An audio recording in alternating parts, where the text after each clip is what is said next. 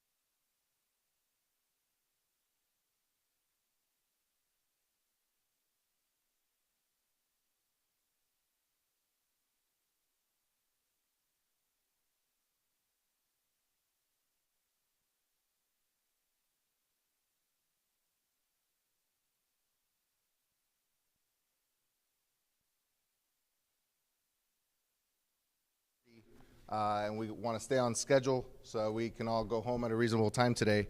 We're going to start off with a couple of recognitions, specifically a proclamation followed by a certificate. I want to thank, first of all, my fellow colleagues on the town council, Steve Herzberg, Ray Garcia, Alex Sanchez, and Councilmember Fernandez for being here. This first proclamation is for our Boy Scout troop 566. Got it. I think that the wording of the proclamation itself does a phenomenal job of describing why exactly you're getting this proclamation. So I'll let the proclamation speak for itself by reading straight from it. Yeah, absolutely, come forward. Wasn't sure how you wanted to handle such a large crowd. Come on in. Come on. Have them flank us.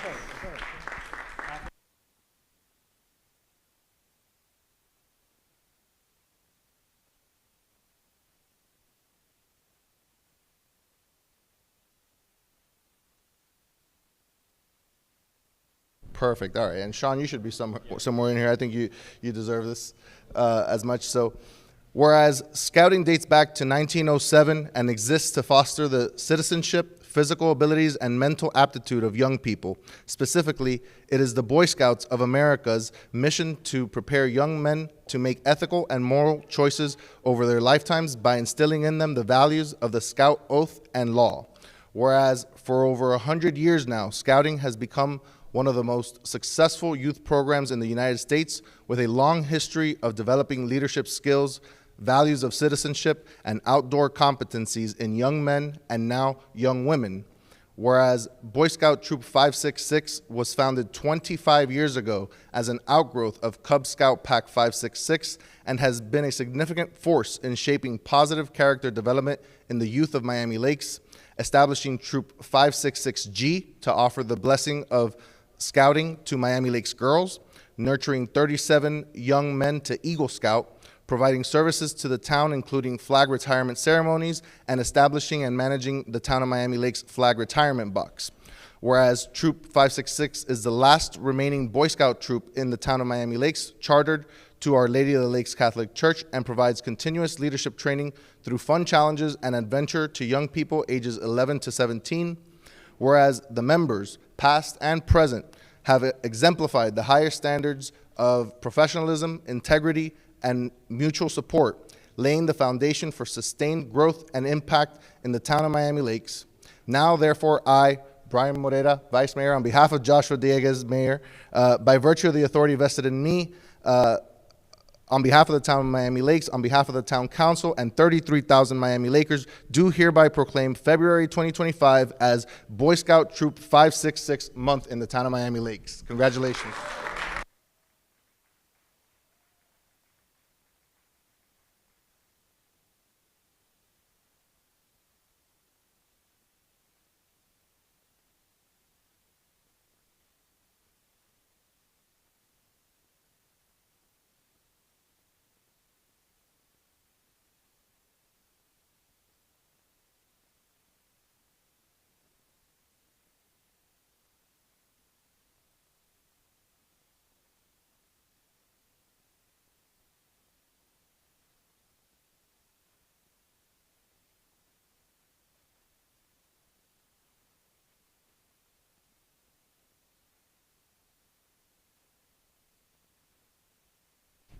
Thank you very much, town.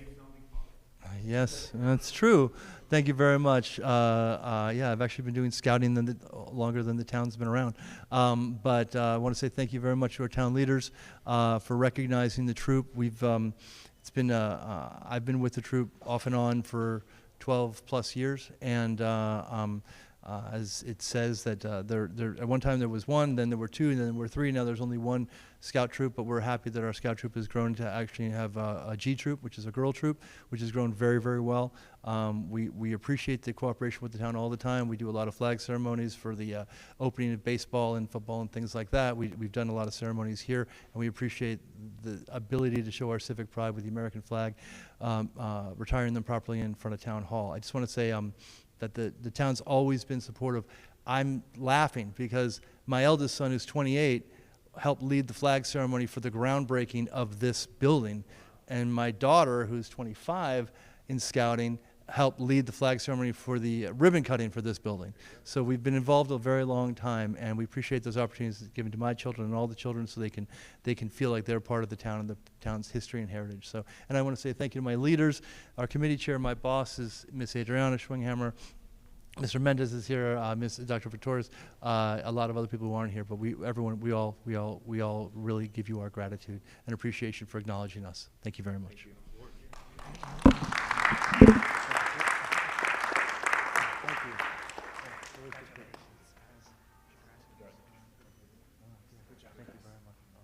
All right, guys, we can head out here and we'll come back later for our flag ceremony session.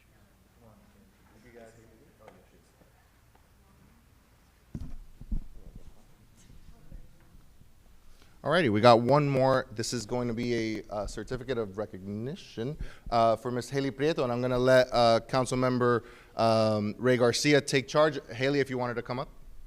Thank you, Vice Mayor. How are you, Haley? Come on up. Stand right. Is Ms. Soto here today? Yes. Oh, can you come up as well? As we can see here, the town's youth are very impressive. The thing, I've never seen a town have so much participation when it comes to, you can stand next to her. So much participation when it comes to youth. We can see his example of the Boy Scouts and Girl Scouts. Our residents, I mean, honestly, the future is bright in Miami Lakes. So you've worked hard all your life, and you've earned recognition. But I'm going to let Ms. Soto speak a little bit about you and why we're recognizing you today. And I know Maritza Costa as well is a big advocate for you. And so I'd like to have Ms. Soto say a few words about this wonderful person we'll have next to me, if you don't mind. Sure. Thank you. Good evening, everyone. Again, I think Haley's a wonderful example of some of the amazing students that we have in this town. What she's done for the town, and she continues to do for her community, is go above and beyond and give her all to everything that she does. She's part of 2 committees in the town, the Youth Activities Task Force and the Education Advisory Board. and she does a lot of things in both boards, both committees that she's a part of. She's also here you go, thank you. She's also the deputy director of Vertism Populo, which Maritza Costa you're all very familiar with, and she does a lot of work with them as far as planning things like Citizenship Day and different ways to engage the community. So she does those things, and again, she does a lot through the committees in the town. So overall, she's very active, and we're very proud to have her, and she's a great Goldman student. Yeah. Thank you. So you have quite the CV here. We're not going to go through the whole thing, but Yeah. I'd like to go ahead and certificate of recognition to Haley Prieto in acknowledgement of your remarkable contributions to the Youth Activities Task Force and Education Advisory Board and the promotion of civic engagement and community involvement among the youth in Miami-Dade County from the town of Miami Lakes is proud to recognize your hard work and dedication, and it's signed by our mayor, Mayor Josh Diegues, February 18, 2025. Congratulations, Haley. Keep up the good work. Thank you. Yeah. I just want to say a few words. I just want to thank everyone from the town. I just want to thank my teacher, Ms. Soto, who encouraged me every day, and my parents as well, all the staff at Goldman and also administration who continue to show me a perfect example of the person that I'm striving to be every day. And I would also like to thank Maritza Costa for also showing me a perfect example of how to lead and how to show others how to be civically engaged. And also all of my town liaisons, Io and Ernie Soto, who have also shown me how to be connected to the town. And thank you guys so much for everything. Let's get a picture.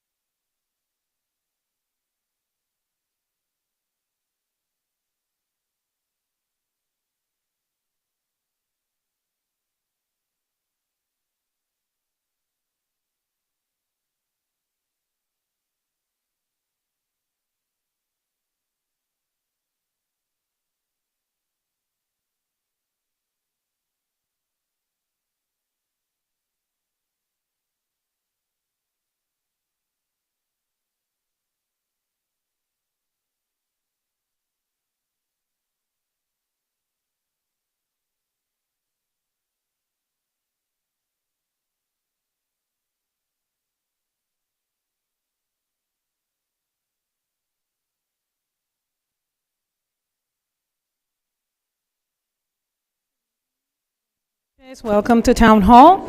In a few minutes, we will start the swearing-in ceremony, so I'm going to kindly ask everyone to start taking your seats, and please put your electronic devices to mute. Again, in a few minutes, we will start the swearing-in. Thank you.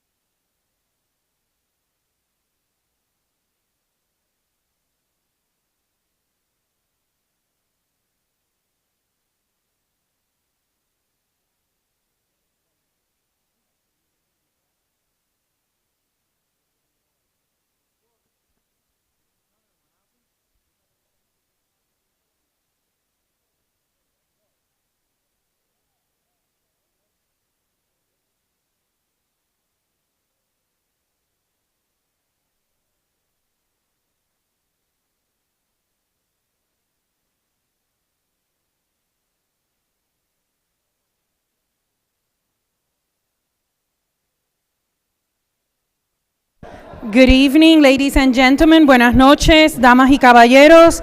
I'm going to kindly ask you all to please start taking your seats so that we can proceed with a swearing-in ceremony. Please take your seats and silence your electronic devices. Thank you.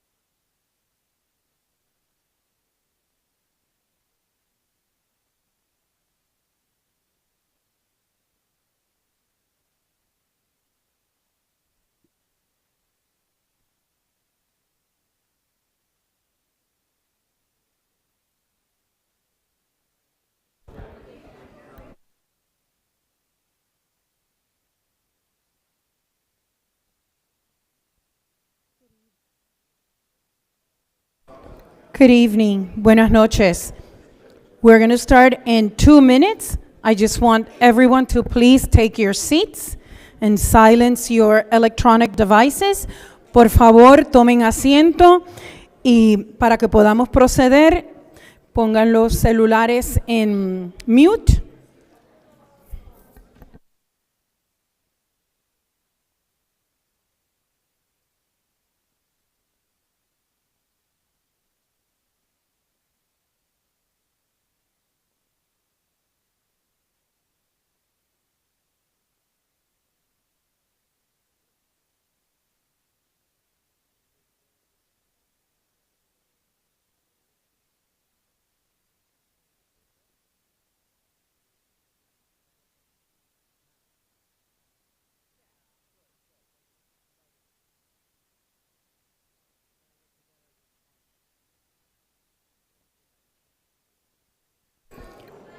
Good evening and welcome to Town Hall. Buenas noches y bienvenidos al municipio de Miami Lakes. My name is Gina Inguanzo. I am the town clerk, the supervisor of elections, and a very happy and proud resident of 23 and a half years. Yes.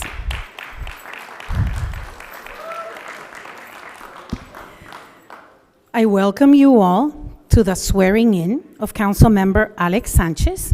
The viewers at home, thank you for watching us via live stream, and you're welcome as well to be here. We're all going to follow the program that you will find in your seats.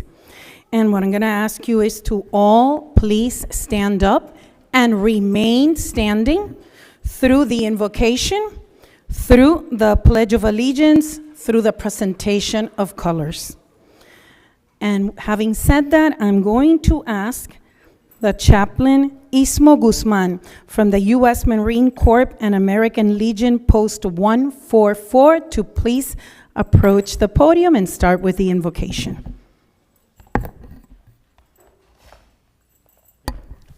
Good evening.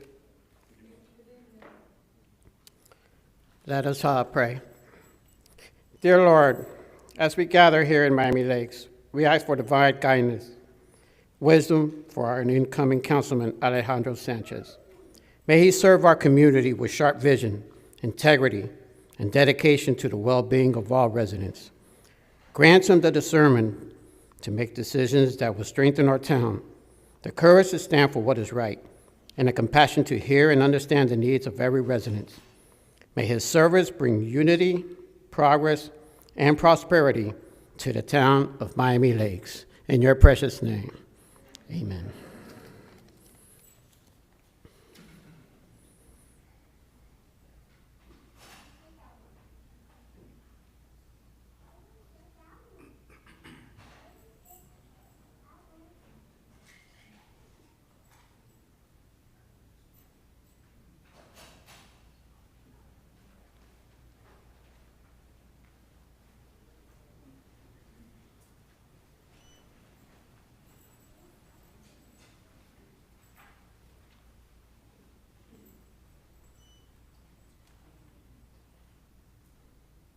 Color guard, attention.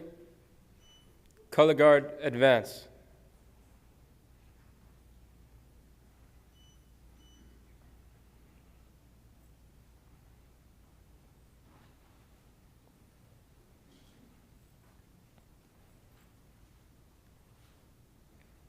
Halt. Left face.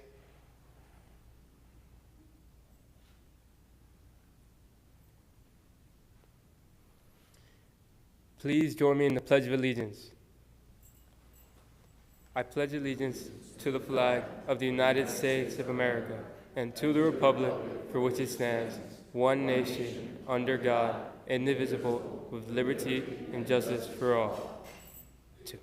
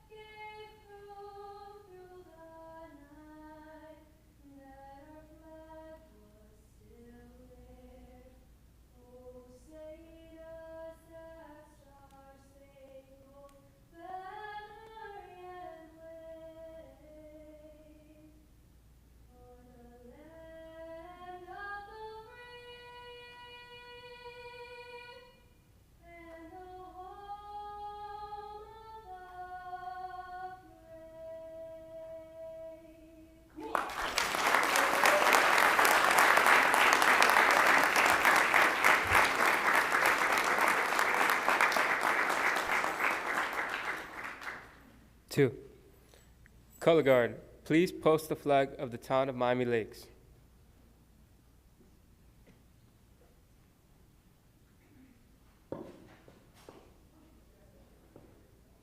Please post the flag of the great state of Florida.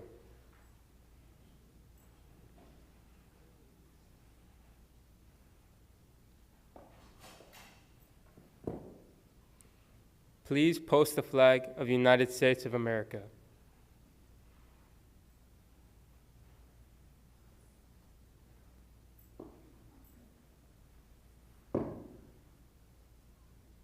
Color guard, regroup.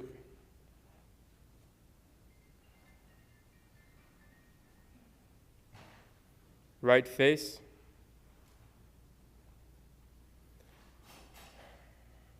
Color guard, advance.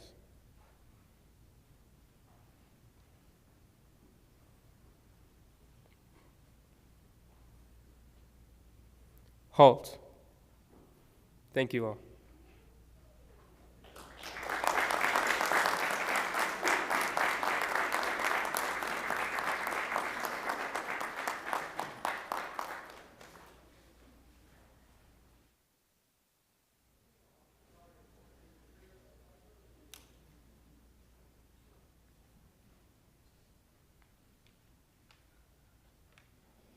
You may be seated, and thank you. So before we proceed at this time, I would like to recognize dignitaries that we have here tonight. When I call your name, just please stand up so that we can acknowledge you. We have, I saw earlier, State Representative Tom Fabricio. We have Miss Felicia Salazar. She is here. Thank you. From State Representative Alex Rizzo, we have Ms. Carmen Chumingo.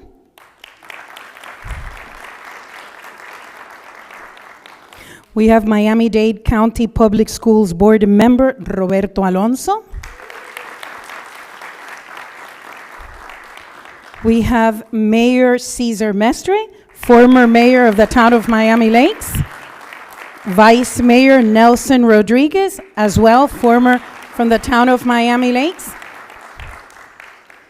And if you're a dignitary and I have not named you, please let me know and stand so that we can acknowledge you.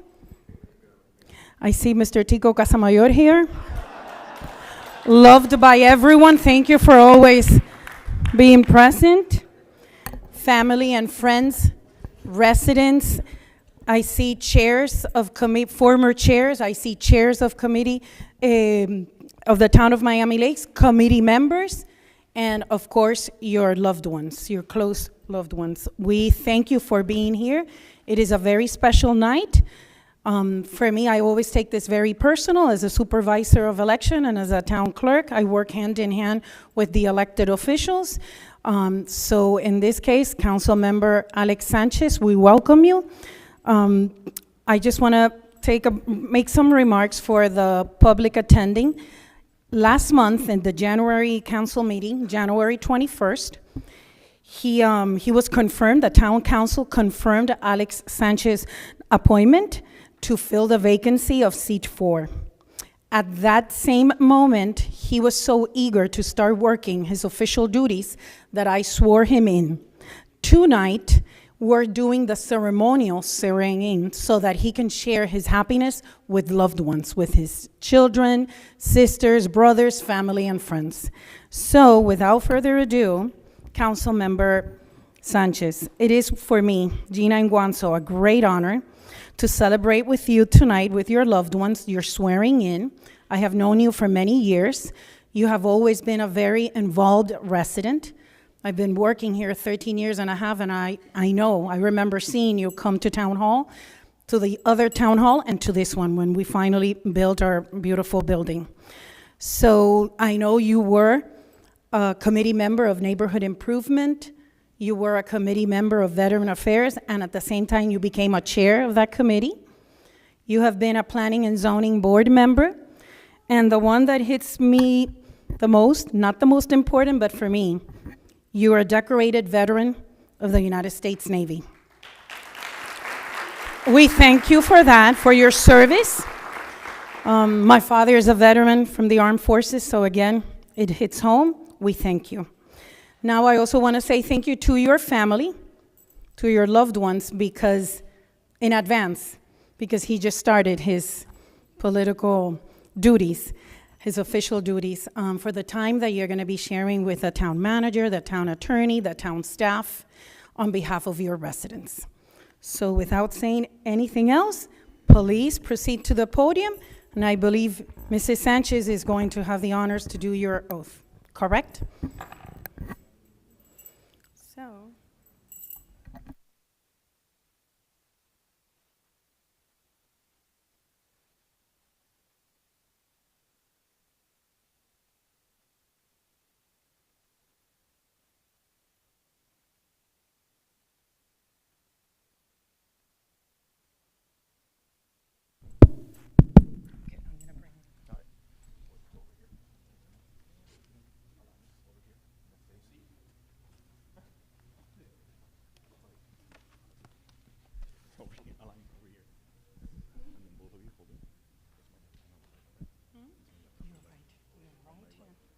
lower you so that people can see you. Yeah, you can do this. Put your right hand on the Bible. This one. They're not gonna see you. Actually, I'm so sorry. Your right hand up, your left hand on the Bible. So this is perfect. Come forward. So just don't say this.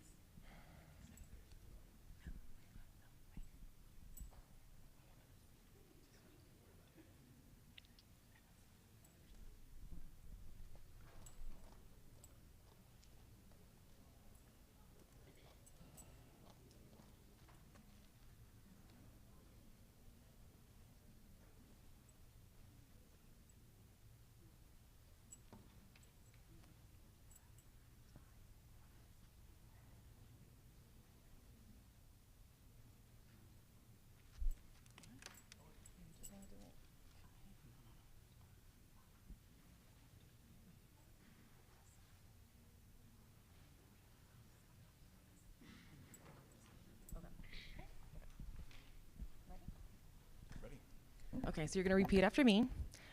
I, say your name, I, Alejandro Sanchez, a resident in the town a resident of the town of the town of Miami Lakes, Miami Lakes, do hereby solemnly swear do hereby solemnly swear or affirm that I will support or affirm that I will support and defend the Constitution of the United States and defend the Constitution of the United States and of the state of Florida and of the state of Florida and the charter of the town of Miami Lakes, Florida. and the charter of the town of Miami Lakes, Florida.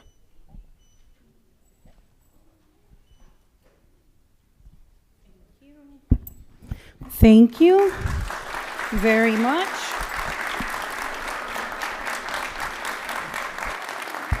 And now say some words again, Councilmember Sanchez.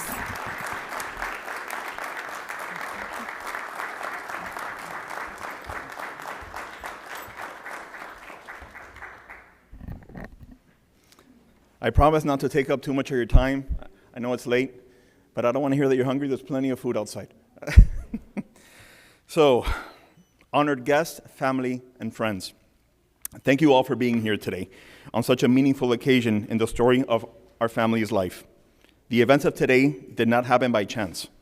They are a result of a lifetime of experiences that have shaped me as a father, husband, son, brother, and veteran. As a father, I have come to understand the profound importance of life's moments, both big and small. My sons, Aiden and Aline, have taught me that even the smallest details can make the biggest difference. Their presence in my life has strengthened my resolve to lead by example and to create a future that is worthy of the next generation. As a husband, I have learned that love is not just about the easy moments. It is about perseverance, patience, and unwavering commitment. Marriage has shown me that challenges are merely opportunities to grow stronger. And for that, I am eternally grateful to my wife, Jacqueline, who has been my rock and my greatest support. As a son, I recognize that growth is a lifelong journey, and perfection is reserved only for God. My parents, Julio and Carmen Sanchez, instilled in me the values that define who I am today: integrity, hard work, and the belief that serving others is a noble calling. Their love and guidance laid the foundation for my character, and for that, I am forever thankful. As a brother, I learned in life the value of patience,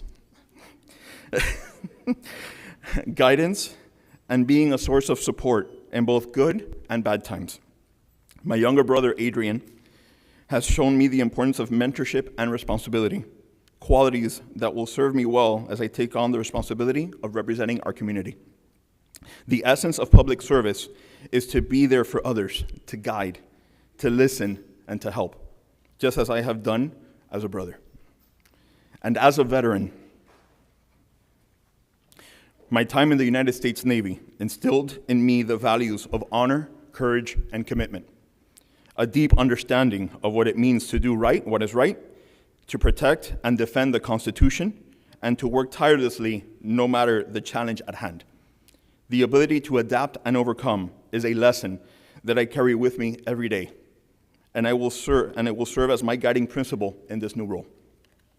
Miami Lakes is not just another town. It is home. It is a place I always aspired to live and raise my family in, as I grew up just across the bridge in Hialeah. It represents the very best of what a community can be, a place where families flourish, businesses thrive, and dreams take flight. Being a Miami Lakes resident is not just a title. It is a privilege, one that I do not take lightly. And it is my goal to ensure that every student, veteran, resident, and business owner in this town continues to feel proud to call it home. Over the next 2 years, I am committed to working toward meaningful progress, paying attention to the details that truly matter, and striving to make Miami Lakes an even greater place for generations to come. This honor is not one that I take lightly. It is with deepest gratitude and profound sense of duty that I stand before you today. My promise to you is simple.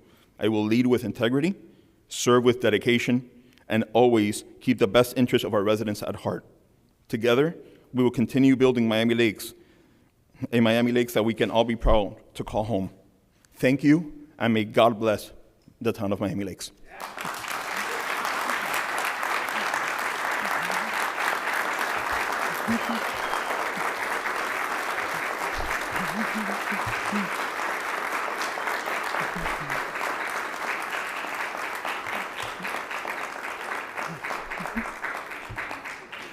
And with that being said, please enjoy, on behalf of La Diosa, which is sponsoring the meals for tonight, enjoy tacos and margaritas. Have fun, everybody. Congratulations, Councilmember Sanchez. With that, Council, come back in 10 minutes. We're going to convene in 10 minutes for our regular meeting. Mayor and Council.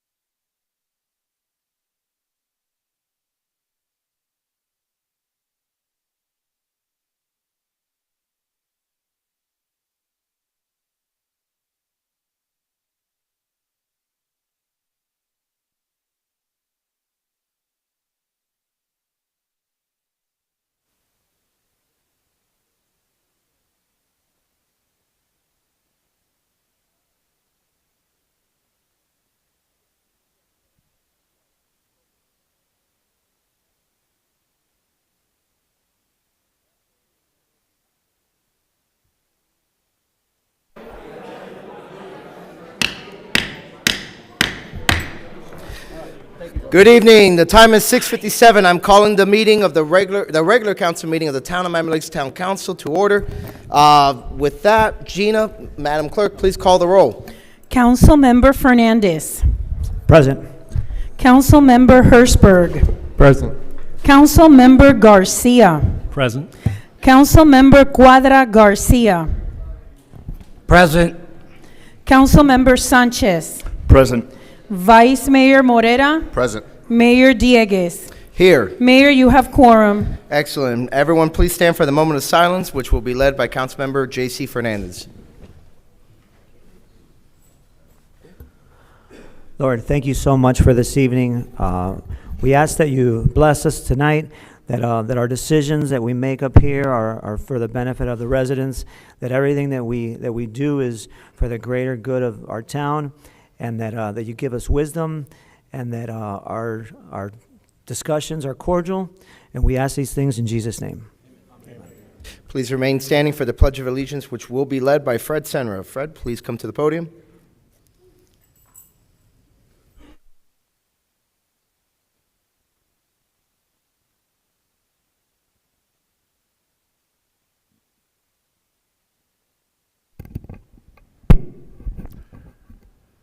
I pledge allegiance to the flag of the United States of America and to the republic for which it stands, one nation, under God, indivisible, with liberty and justice for all.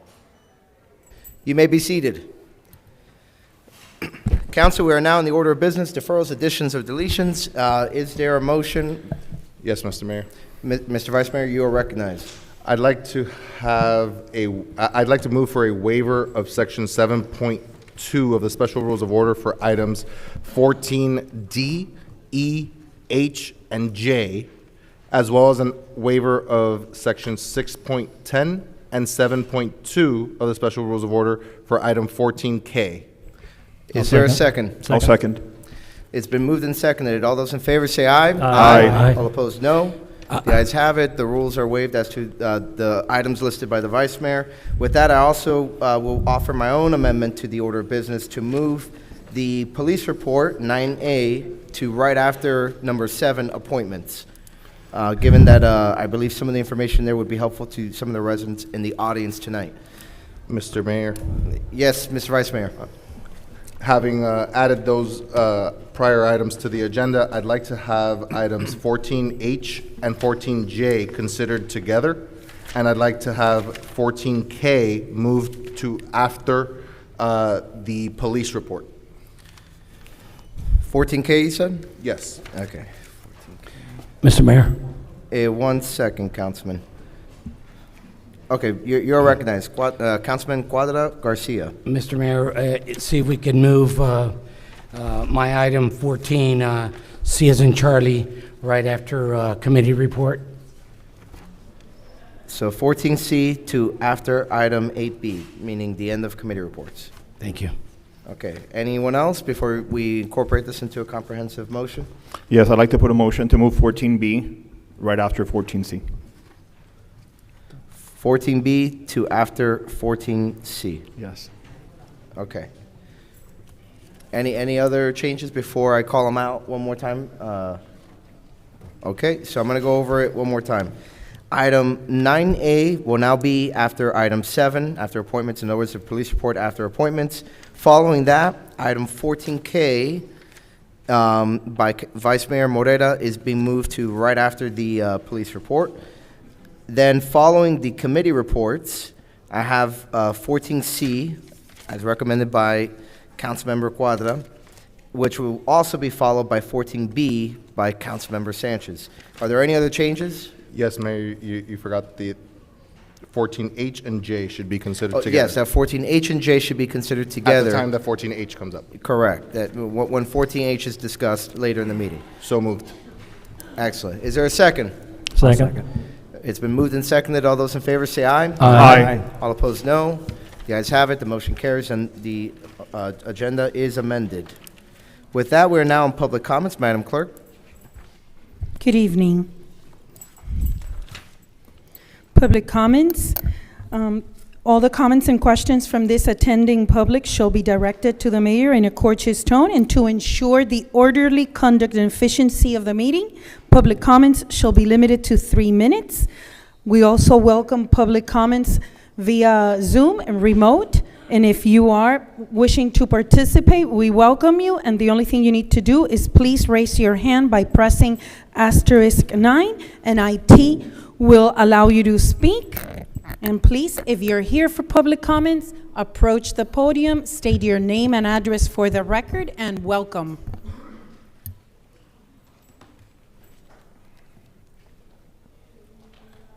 The mic is off. And please turn on the microphone. Thank you.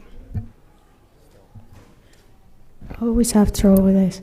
Good evening, Mayor, council members, town manager, staff, general public. I'm going to be quick on this. I already sent the council an email in regards to the item that they told me that I could come and formally get a former Cultural Affairs Committee report approved. Basically, basically it's just getting this event that we did back in 2005 to bring it back and have the Cultural Affairs Committee be the official, take the hold of the committee, because right now we're doing it with the help of other members of putting together the Main Street Live. And also I would like to have Matthew. Oh, there you are, come over. Yeah, this is a collaboration that we discussed earlier in, I guess, since May of last year. And the Economic Development Committee was nice enough to say, yes, we'll be part of it.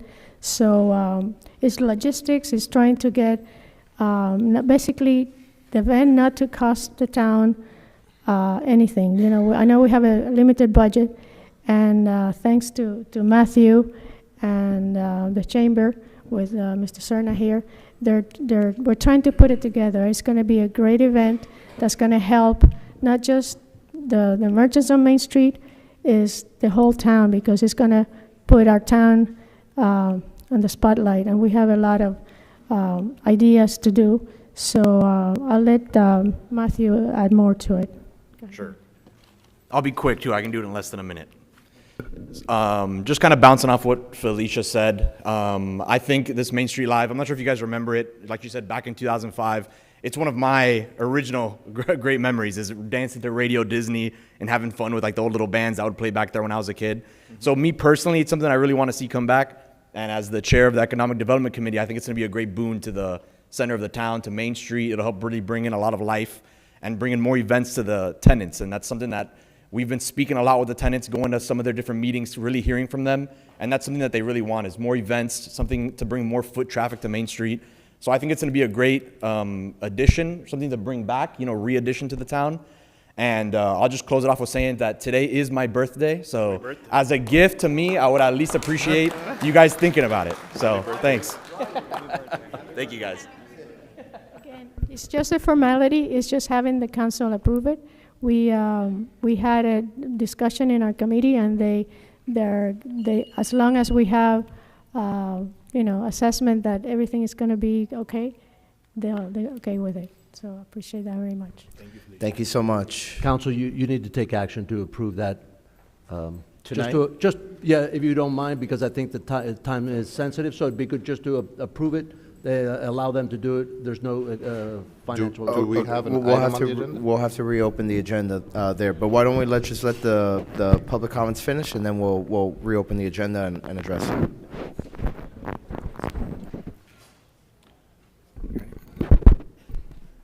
Good evening, Town of Miami Lakes Council, Mr. Mayor, Mr. Manager, Madam Clerk, and congratulations to all of you that have been elected and appointed to be our representatives, and that's why we're here tonight. My name is Abel Fernandez. Address is 16339 Northwest 84th Avenue, proud town of Miami Lakes. I am here at this moment as part of the Royal Oaks Homeowners Association Board, And we are coming before you because our membership had, at a recent meeting, discussed with us continuous issues with 79th Avenue and the Bob Graham Middle facility. It's gotten to the point where it's become unbearable.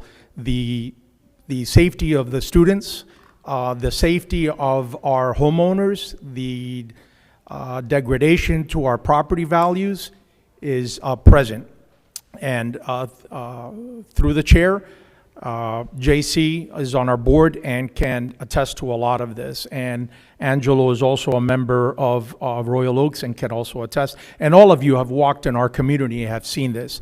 We have spoken to Major Gonzalez, and we are extremely lucky to have an individual of this caliber representing this town and working hand in hand with the manager. But we understand that your hands are tied. We understand police's hands are tied. So we are asking you, Mr. Mayor, as the intergovernmental person, to please address the school board. And we will come out in force with you so they can hear it. Because from a point of the school facility, they're not listening to what's happening. With that said, I'm going to introduce our Homeowners Association President, Romero Cruz, that will elaborate further. Thank you, Abel. Romero Cruz, 8515 Northwest 169 Terrace. Thank you for the opportunity, Mr. Mayor, Council, Town Manager, Town Clerk, and Mr. Attorney as well, Coviella. As Abel says, and we're all aware, it's unbearable, the issues that we have on 79th Avenue. It's been going on for years. Me, myself, I had already a couple of meetings with the school board. A few times, the director, Mr. Lester, came in. And myself and another person from the board, we came up with a few solutions on different site plans and different ideas. But unfortunately, they say that that was not going to work. Officer Amador was, thank you for being there on Thursday. The police is doing an outstanding job. They can't do more than what they're doing. Now, if you ask the school board, they're going to tell you that they don't own the street, that the street is owned by Miami-Dade County or Miami Lakes. So it's like, who owns it? How can we solve this problem? In the meantime, the owners, it's impossible. They can't get out. It's like they're prisoners in their own homes. And when they're coming back, they can't come in. I get pictures like almost every other week. Residents are frustrated. Myself, I don't live on the east, but the residents, we're all residents, and it doesn't matter where we are. I asked the management company to send you a letter on behalf of the homeowners and me as the HOA president, asking you to help us, you and the council.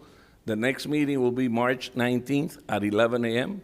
We're planning on making noise in the sense of the good sense and have a good turnout, have a lot of people go there and see if once and for all the school board can listen to us and do something. This is not something that can keep being ignored. I spoke with Alejandro today, and he came up with an idea that he's proposing to you guys, and it'll be on the next agenda, hopefully, to put a no left turn in there. And we got to look for avenues, you know. The school says that there is an ordinance that the school cannot open for dismissal 10 minutes before dismissal, the gates, and the same thing in the morning. But my kids and my grandkids now go to Our Lady of the Lakes. We have double dismissal. Why can't they do the same? We got to look for a solution. And we're here asking you and the council to help us. We cannot do this alone anymore. And we're tired. Honestly, we're tired. There's a lot of people here that are going to have their 3 minutes and express themselves with their frustrations. And we got to do something. We got to come up together, and the school has to listen to us. Mr. Alonso was here today. I told him he's aware of it, but he's only one person too. You go there and the school board says, we have no money. Well, guess what? You're going to have to find the money. You're going to have to find where you can get the money, and you need to solve this problem once and for all. Thank you for the time, and help us. Thank you. Good job.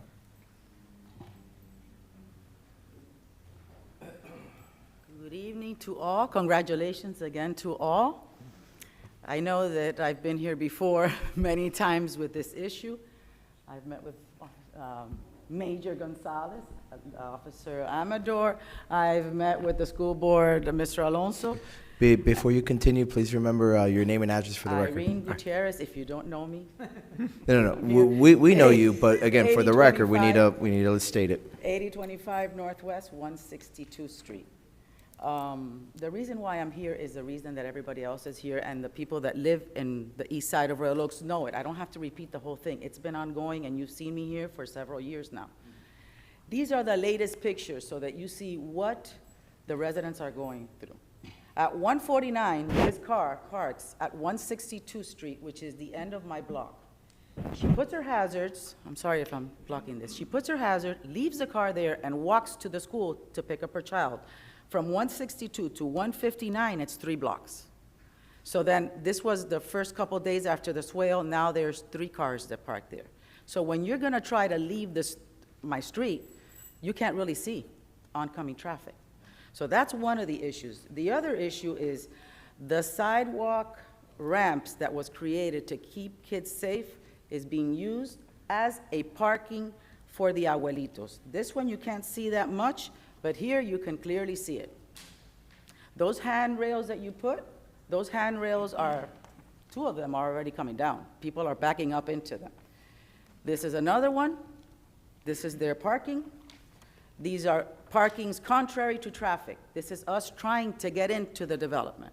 We can't get in if you're a resident because you're gonna hit a car. And this car is parked on the sidewalk. So how safe is it for a child? This is where it starts at 255. It becomes unbearable to get out. You can't get out. This is a crossing guard sandwiched between 2 cars that are parked at the swale. Again, 121 cars already parked at the swale. And then this one, I found it upsetting because last year at this time, I know the council that was here before was upset because they were parking on the swale at 170 next to the canal. I think children's lives are more important than that. I think that we should do something about it. I had to call the town not too long ago because a freebie in the morning just passed a crossing guard, maybe 20 feet from the car, suddenly stopped, and I was behind her, lifted up the car was not on the swale, it was on the street, lifted the door, and out walked 2 children. I called, they said that it was 14 years of age. I don't think that an 8th grader is 14 unless and both of them, didn't pass the grade. Whatever it is, it's not safe for children. That's primary. And if a resident takes out a child, they have to live with it for the rest of their life. It's something that you should consider.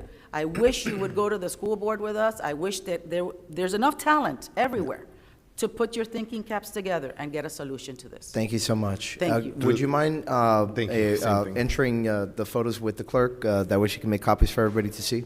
Thank you. Yeah. Mr. Vice Mayor, welcome back. Good evening. Nelson Rodriguez, 8753 Northwest 162nd Terrace. Although I live west of Bob Graham K8, I experience the traffic on Miami Lakes Drive and 79th Avenue when I'm trying to go into the shopping center. The shopping center is also getting crowded with parents. About 15 years ago, maybe a little bit more, Miami Lakes K8 Center had the same problem right before I got elected. And when they became a K8, they started to have this problem backed up on Miami Lakes Drive and, Miami Lakeway Miami Lakeway South, and 67th Avenue. And so they developed 2 dismissals. I was the PTA president of Miami Lakes K8 Center, and then I was a council member here and vice mayor and begged for Bob Graham to do the same thing, have 2 dismissals, okay? They actually have 3, one for the PLC, one for the elementary school, and one for the K8. And Bob Graham can do exactly the same. It eliminated the traffic we had on Miami Lakes Drive, on 67th Avenue. It was murder. It was bad, and the parents knew it, and those people came out and protested, and they got it changed. It's time for Bob Graham to change their hours. There's a solution, very simple, okay, and it works out just great for all the parents. Okay, if you have an elementary and a high schooler, go around the block. By the time they clear 15 minutes, they clear the first set of elementary, then you come back and you pick up your middle schooler. It worked fine at the Cade. You can use that as an example. But it's a problem. And on top of that, you have parents dropping off the child on the west side of the street. I encourage you to go there in the morning and watch the children dash their most prized possession. The most prized possession. I encourage you to watch the parents, these children dash between cars. Like Frogger, those of you that are older, the young ones won't know what it is. But it's dangerous, and it's time for this to change. Again, I don't live on 79th Avenue, but I do experience this traffic on Miami Lakes Drive. So there's solutions out there. Give it a chance. We're almost done with this school year. Implement it next school year, okay, or after spring break. There's times to do this and give it a try.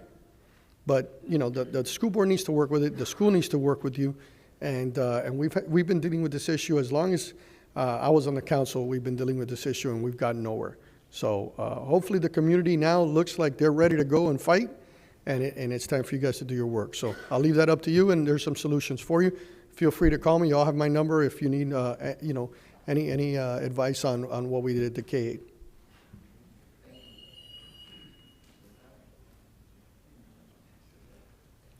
Good evening, council, staff. Thank you for hearing us. My name is Lydia Hernandez. I live at 7941 Northwest 166th Street, Miami Lakes. And there's a lot of people here today that wanted to be here but couldn't, but there's a lot of people that are here today regarding the same issue with the school. Can you please stand up? Anybody having to do with the school? Please stand up. Royal Oaks and 79th Avenue. And many more people wanted to come. The thing is, we are being held hostage by the school. We can't go in, we can't go out.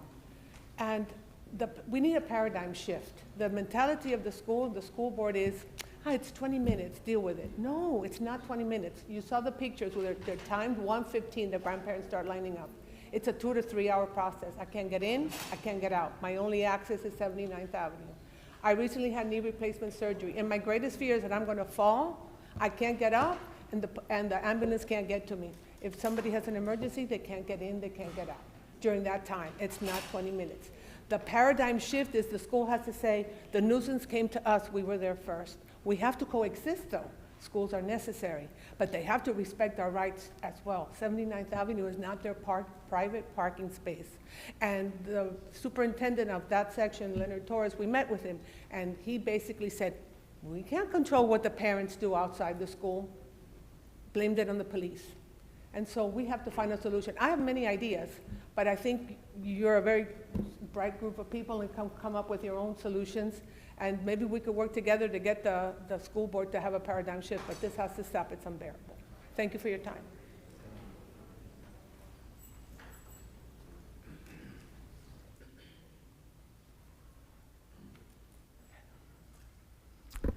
Bonnie Cintron.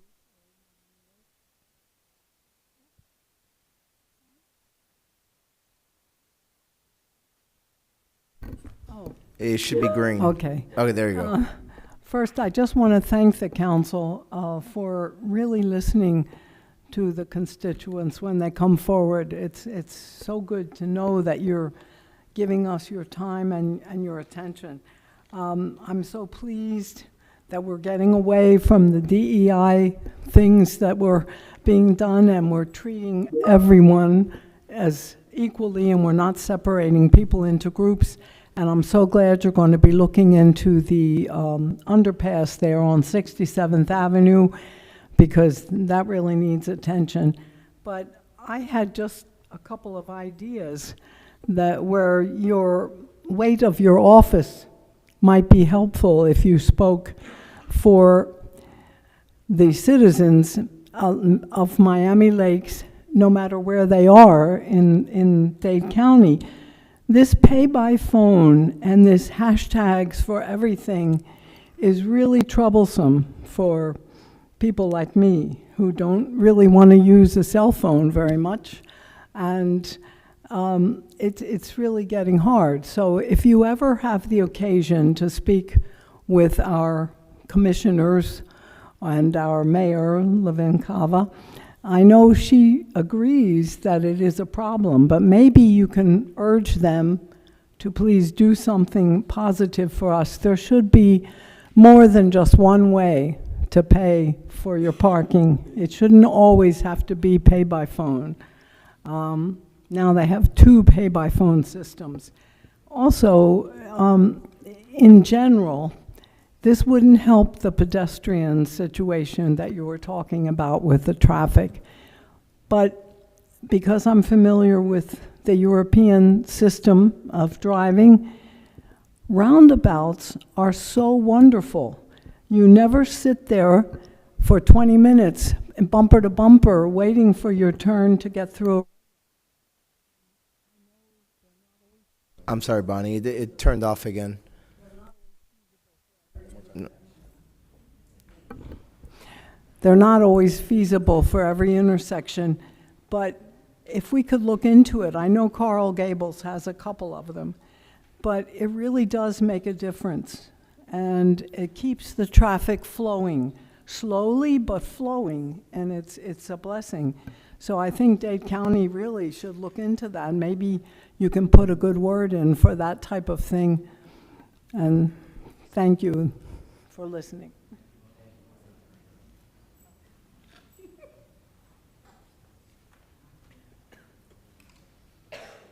Good evening.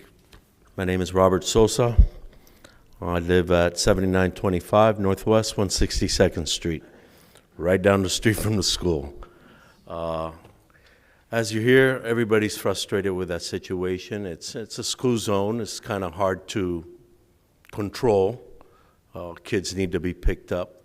My concern is that someone's going to get hurt. To get in, you got to cross against traffic, and now you're looking out for oncoming traffic, and you don't know if a kid pops out of a car or comes between 2 cars. I mean, that's the last thing we want, is for an accident like that to happen. And it's close because it's happening more and more backups daily. Just so you guys know. Thank you. Thank you. Is there anyone else in chambers that would like to speak at the podium before we go looking online? Oh, okay, perfect. Oh, thanks.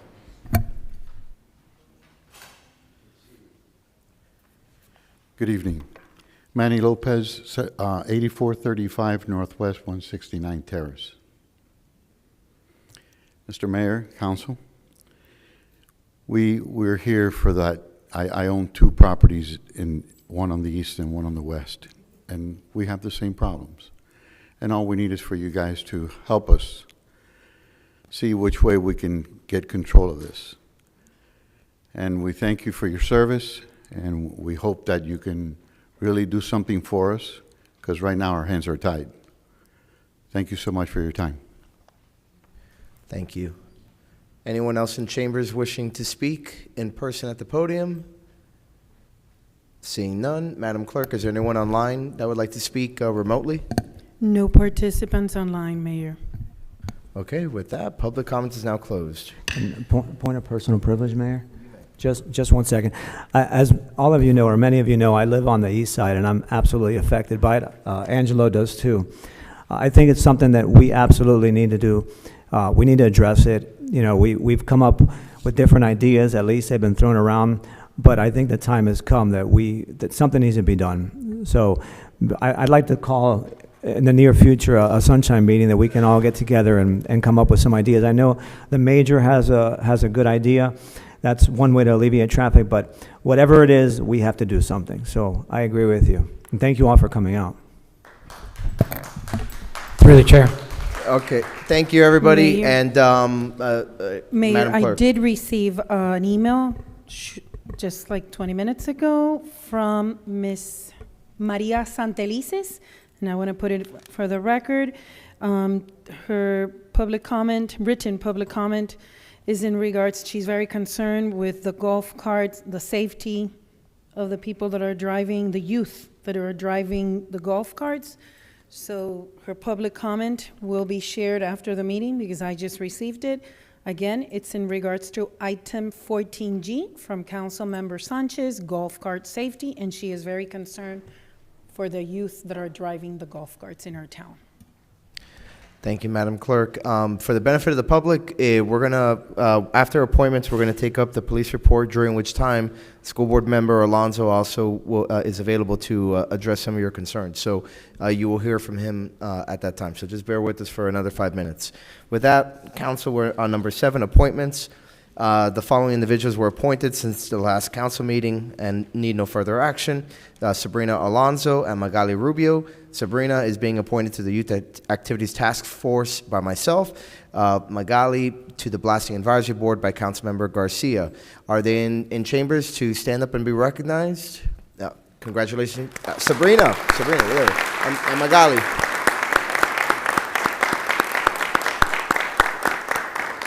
And I saw Magali in the back there. With that, there are 2 individuals here that are being nominated, but they require a waiver. Is there a motion on this, or? I'll move for a waiver on both Mr. Charles H. James and Ms. Lola A. Kosani. I'll second. It's been moved and seconded. All those in favor say aye. Aye. All opposed, no. The ayes have it. The motion carries and the waiver is granted.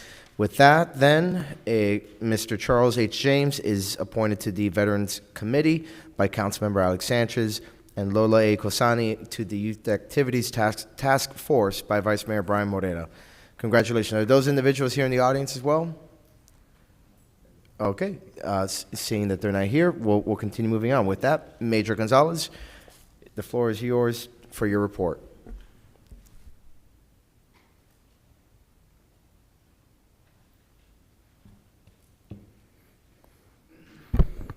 Good evening, Mayor, Council, and town residents. Major Gonzalez, your town commander here with a monthly police report. I want to first share a report that I've created with the residents and the council and the mayor on reference to the Bob Graham school situation. Obviously, we've been dealing this for a long time. I've had personal visits with Ms. Gutierrez, Ms. Sanchez, Mr. Fernandez, Mr. Cruz, and we all trying to collaborate together to find a solution. We've also met with the school in the previous years and tried to present. Okay, sorry. So I'm gonna give you a little bit of background about the school. So Bob Graham K-8 has noticed a significant increase in traffic since the inception due to the school. Increase in capacity from a K-8, from a K-5 to later being a 6-8. Post-COVID, we've noticed that now a lot of people work from home, and so they're taking their kids to school and picking them up, right? So there's less buses that we've noticed and more cars. So this is also an enhanced increase in vehicle traffic that we've noticed has been post-COVID. There's also been a removal of school boundaries, from my understanding. I don't know if that's changed. And now we have more residents that are not town residents coming into the town from neighboring neighborhoods. You could be in Hialeah, you could be from PSN, you could be from anywhere and come into to Bob Graham. They've also created 3 pickup loops to address the increase in students, which has led to the the separation of staging in 3 different locations. And the gates open at 2:55 for everyone. Robin, how many students does the school have now? 1,700. That's a dismissal, more or less time. Okay, so right now we normally have in every school in the town 2 officers assisting with traffic. Bob Graham, we've thrown 5 officers at it right now. We've increased from 2 to 5 to assist. So 3 officers man each of the school pickup areas. So one is the south loop, the second one is the north entrance loop, and then the third is the dismissal that's on the east side over on 7-7 Court. There's 1 officer that stages in the south end of 7-9 to make sure that that's not being clogged, affecting 154 traffic coming north. And there's also another officer that's by the guard gate of Royal Oaks trying to keep the traffic from staging on the street, blocking the street before dismissal time. And then we have another officer patrolling up and down 7-9 to make sure that that's clear too and nobody's pre-staging or stopping on 7-9 Avenue until the gates open at 2:55. Once the gates open at 2:55, it's game time. And that's where everybody's coming out of the woodworks, and they're now lining up to pick up their kids, okay? So it's a large dismissal with the size of that school. So we met with the school last week, and we came up with another idea and another proposal. We met with Mr. Castellanos, which is the new assistant principal there, and we did have a productive meeting. They did listen to our suggestions, and I'm going to share that with you now. So we want to scale back, obviously, to 2 more officers. Sergeant Soto has met with Bob Graham, assistant principal. Mr. Castellano proposed a new dismissal procedure for next year, and we believe this will significantly reduce the manpower, early arriving parents, impact on Royal Oaks residents, and on local businesses. The proposal consists of connecting the south pickup loop with the north pickup loop via the bus loop. Now, we will use, with a bus drop-off, the south loop will come into the bus drop-off, and it would connect through the parking lot into the north drop, and that would be just one continuous line. We could double and triple up in that bus pickup as the staging, pre-staging. And then they'll all come out on 7-7 Court, and we won't have that traffic pickup over there, and we will move the bus so it doesn't conflict with the kids in the bus on the bus loop to that east little loop. So they could relocate the buses so there's no danger to the children. They're away from that line and staging, and then they would facilitate all the pre-cars getting there early, and nobody would be on 7-9, and there would be nobody staging to the north in Royal Oaks. This will allow the parents to stage on school property and not within Royal Oaks or the local business areas. All grades will be picked up in the main loop right outside of the respective buildings. Parents with children in multiple grades will only have to drive 1 loop as opposed to 2 loops that they have to do now. And that concludes my report. And we have a follow-up meeting with them on Thursday. Excellent. And before we continue on, if the school board member, I don't know if you wanted to address anything that you've heard tonight. Thank you for being here. Good evening, Mayor and Council. I don't know if this was a setup by Alex Sanchez on his swearing in. But it's all good. As you guys know, I'm not one that's afraid for a fight, even though we don't need to fight because we're all residents. First of all, it's Robert Alonso, school board member for District 4. I've been working on this since the minute I got elected. One of the first things we actually did was a roadway improvement on 159 together with the town, where we assisted some residents that were having some concerns regarding the parents parking on the swell area. And we actually put up a barrier together with the school board as well as the town to make sure that we address that. Funny enough, if you drive on the weekends, the residents go over the concrete and park on top of the grass that we put the barrier up in place there for. So at the end of the day, we're all residents. We're all people who live in this community. As the mayor did say, we do have open boundaries across our district. We don't just have people from Miami-Dade County, but we have people from Broward County coming. And it's a benefit to many families in that now they have the freedom to go to schools. This happened when the capacities of our schools went drastically down. This school is designed to house 2,200 kids, which at its prime did have 2,200 kids. It currently only has 1,450 kids enrolled in it right now. So it's actually below capacity. I was mentioning some residents. We're probably at about a 70% capacity right there now. But unfortunately, as the mayor said, after COVID, parents have now decided that everybody wants to drop off their kid at school. And not only do they want to drop them off, one of those is my mom, who goes to Miami-Lakes K-8. They want to be there 45 minutes before because they want to be the first one in line. And I explained to them that no matter what, everybody's going to pick up their child, and they're all going to come out at the same time. So a lot goes around educating our families, educating our community on when is the appropriate time to come, when is the appropriate time not to come, and the issues that they cause by piling up and just parking outside. You're not going to get any quicker. It's actually going to make the process much slower. So the district always does it as best as we can to educate families on that issue.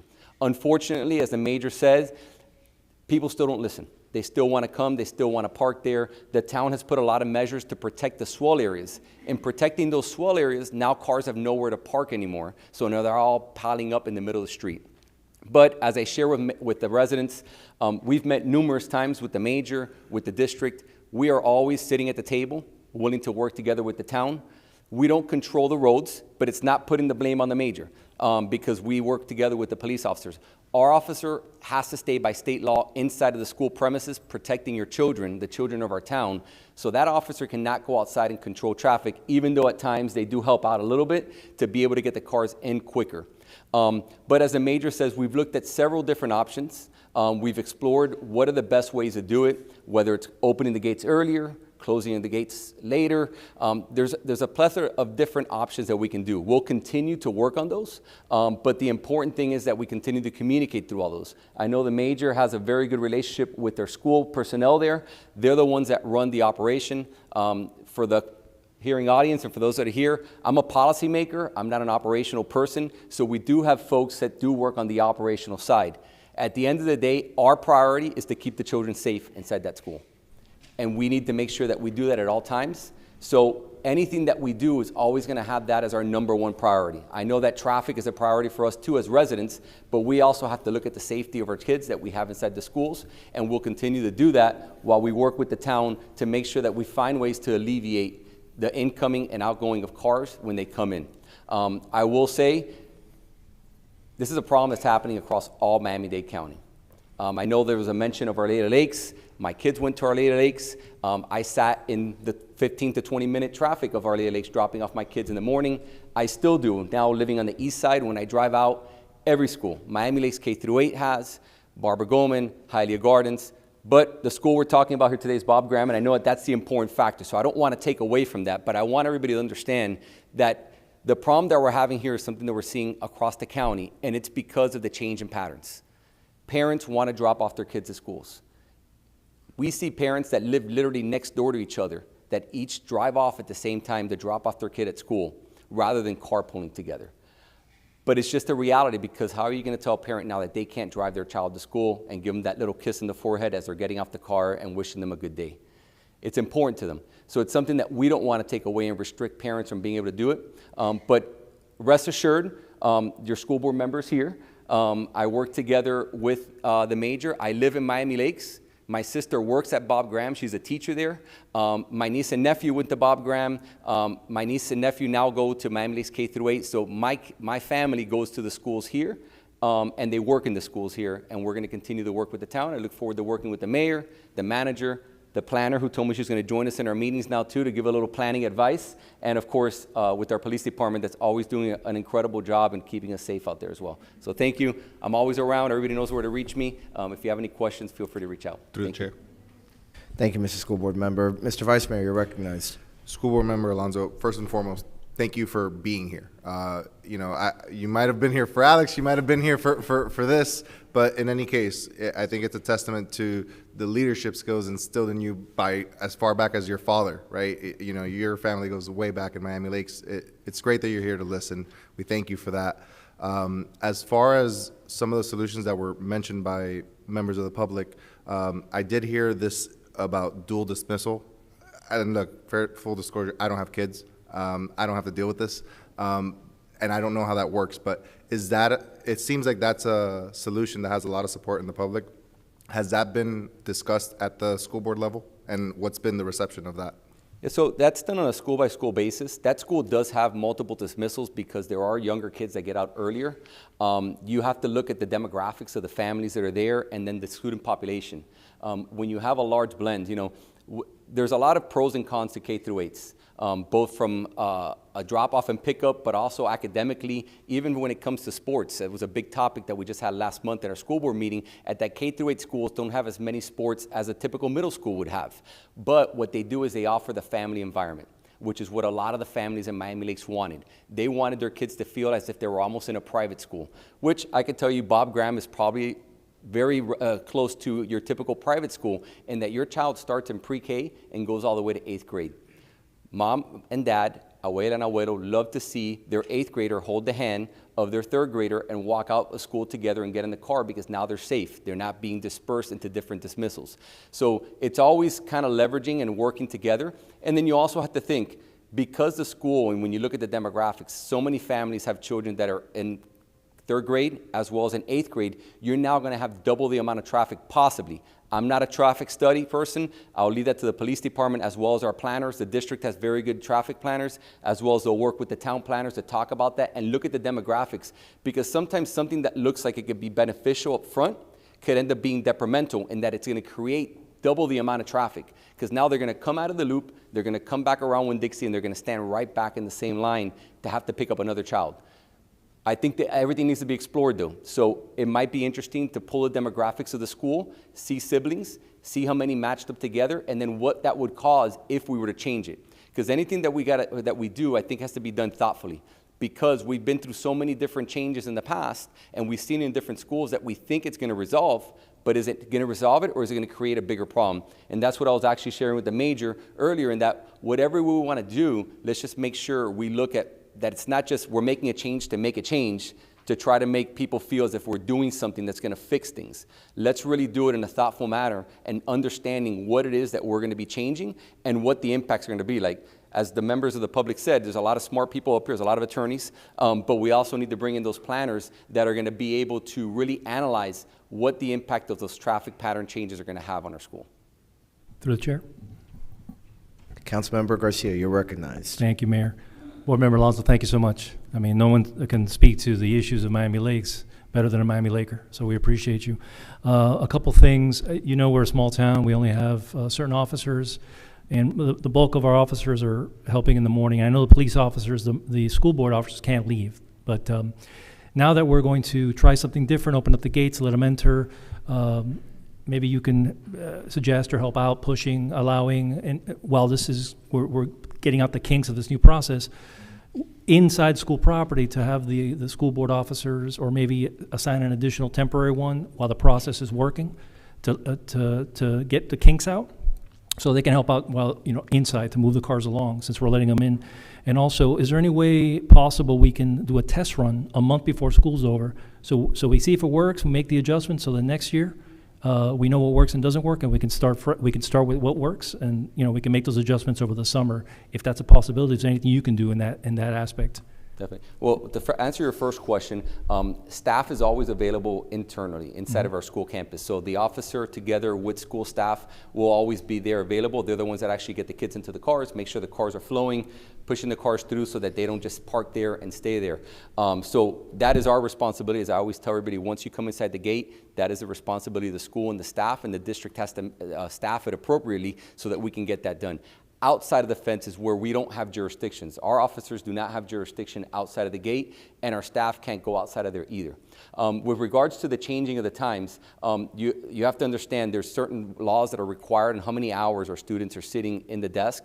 Changing the hours for a month could cause some issues from a legal standpoint on what we're required, but it's something that we can definitely explore and take up to the folks that actually manage those hours and how it is that we do the dismissals and the amount of time that the students are in class. Because it is a large school, even though it's at 1,400 students right now, it's still a lot of students, and changing all those bell schedules could cause some issues, but it's something that we can explore and something that I'm sure can be done together with our planning team and the town to see how we can kind of do some mock trials as to what those changes would be.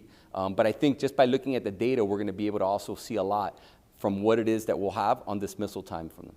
And last question, and I know things have changed, but things are going back, right? People are starting to work less from home. And is there anything the school board's doing to encourage busing or even walking to school? I mean, these kids are in 7th and 8th grade.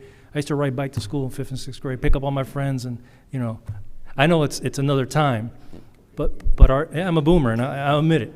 However, I mean, we spend a lot of money to fix those sidewalks and encourage people, you know, walking to school and riding bike to school. You know, anything we can do in the educational, you know, social media part to get these kids to, and I know the parents don't want to let go, but sometimes it's a good thing to let them walk a block, you know?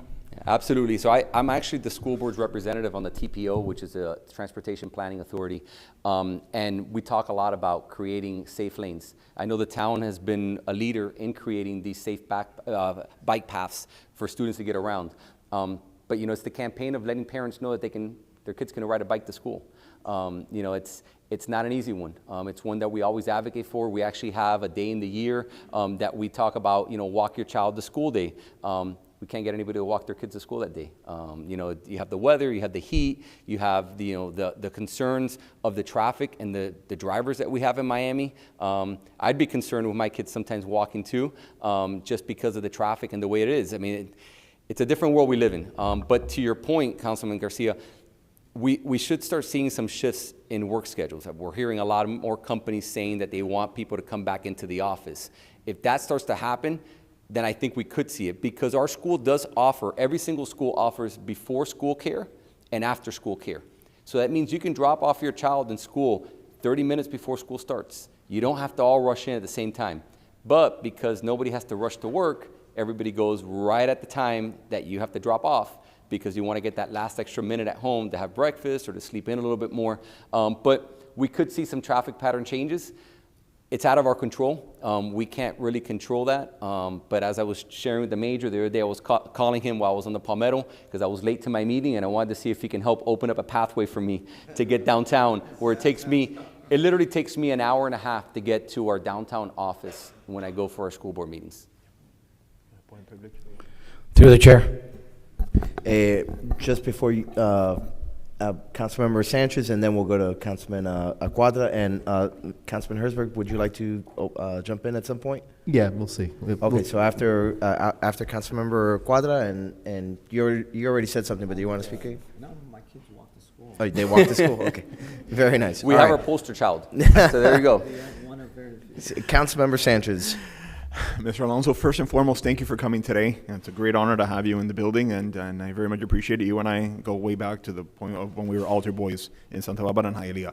So to the point that my colleague, Mr. Garcia, brought up about the kids walking to school and riding bike to school. My sons went to Miami Lakes Skate Center, and they had the privilege of riding bike to school. However, to the point that Mr.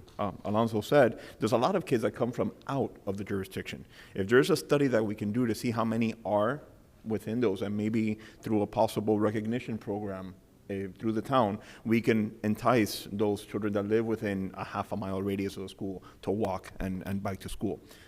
With regards to the staggering of the hours, that is an idea that I fully support. And for those kids, I wonder which percentage, to a study that we should do to see how many students have siblings in the school that are released at the same time and leave home at the same time. Maybe those kids can enroll in those after-school programs that you were expressing. The middle schoolers maybe leave 40 minutes or 50 minutes after the elementary school students, and those students stay in those after-school programs for an hour, maybe for tutoring, to catch up on homework, things of that nature. So just to fill that gap, and that way that parent has one pickup instead of having to go and come back around. But different ideas that we can come up with and try to alleviate the situation for the traffic is something that I fully support, and anything that we can do as a joint agreement with the county, I'm more than happy to back.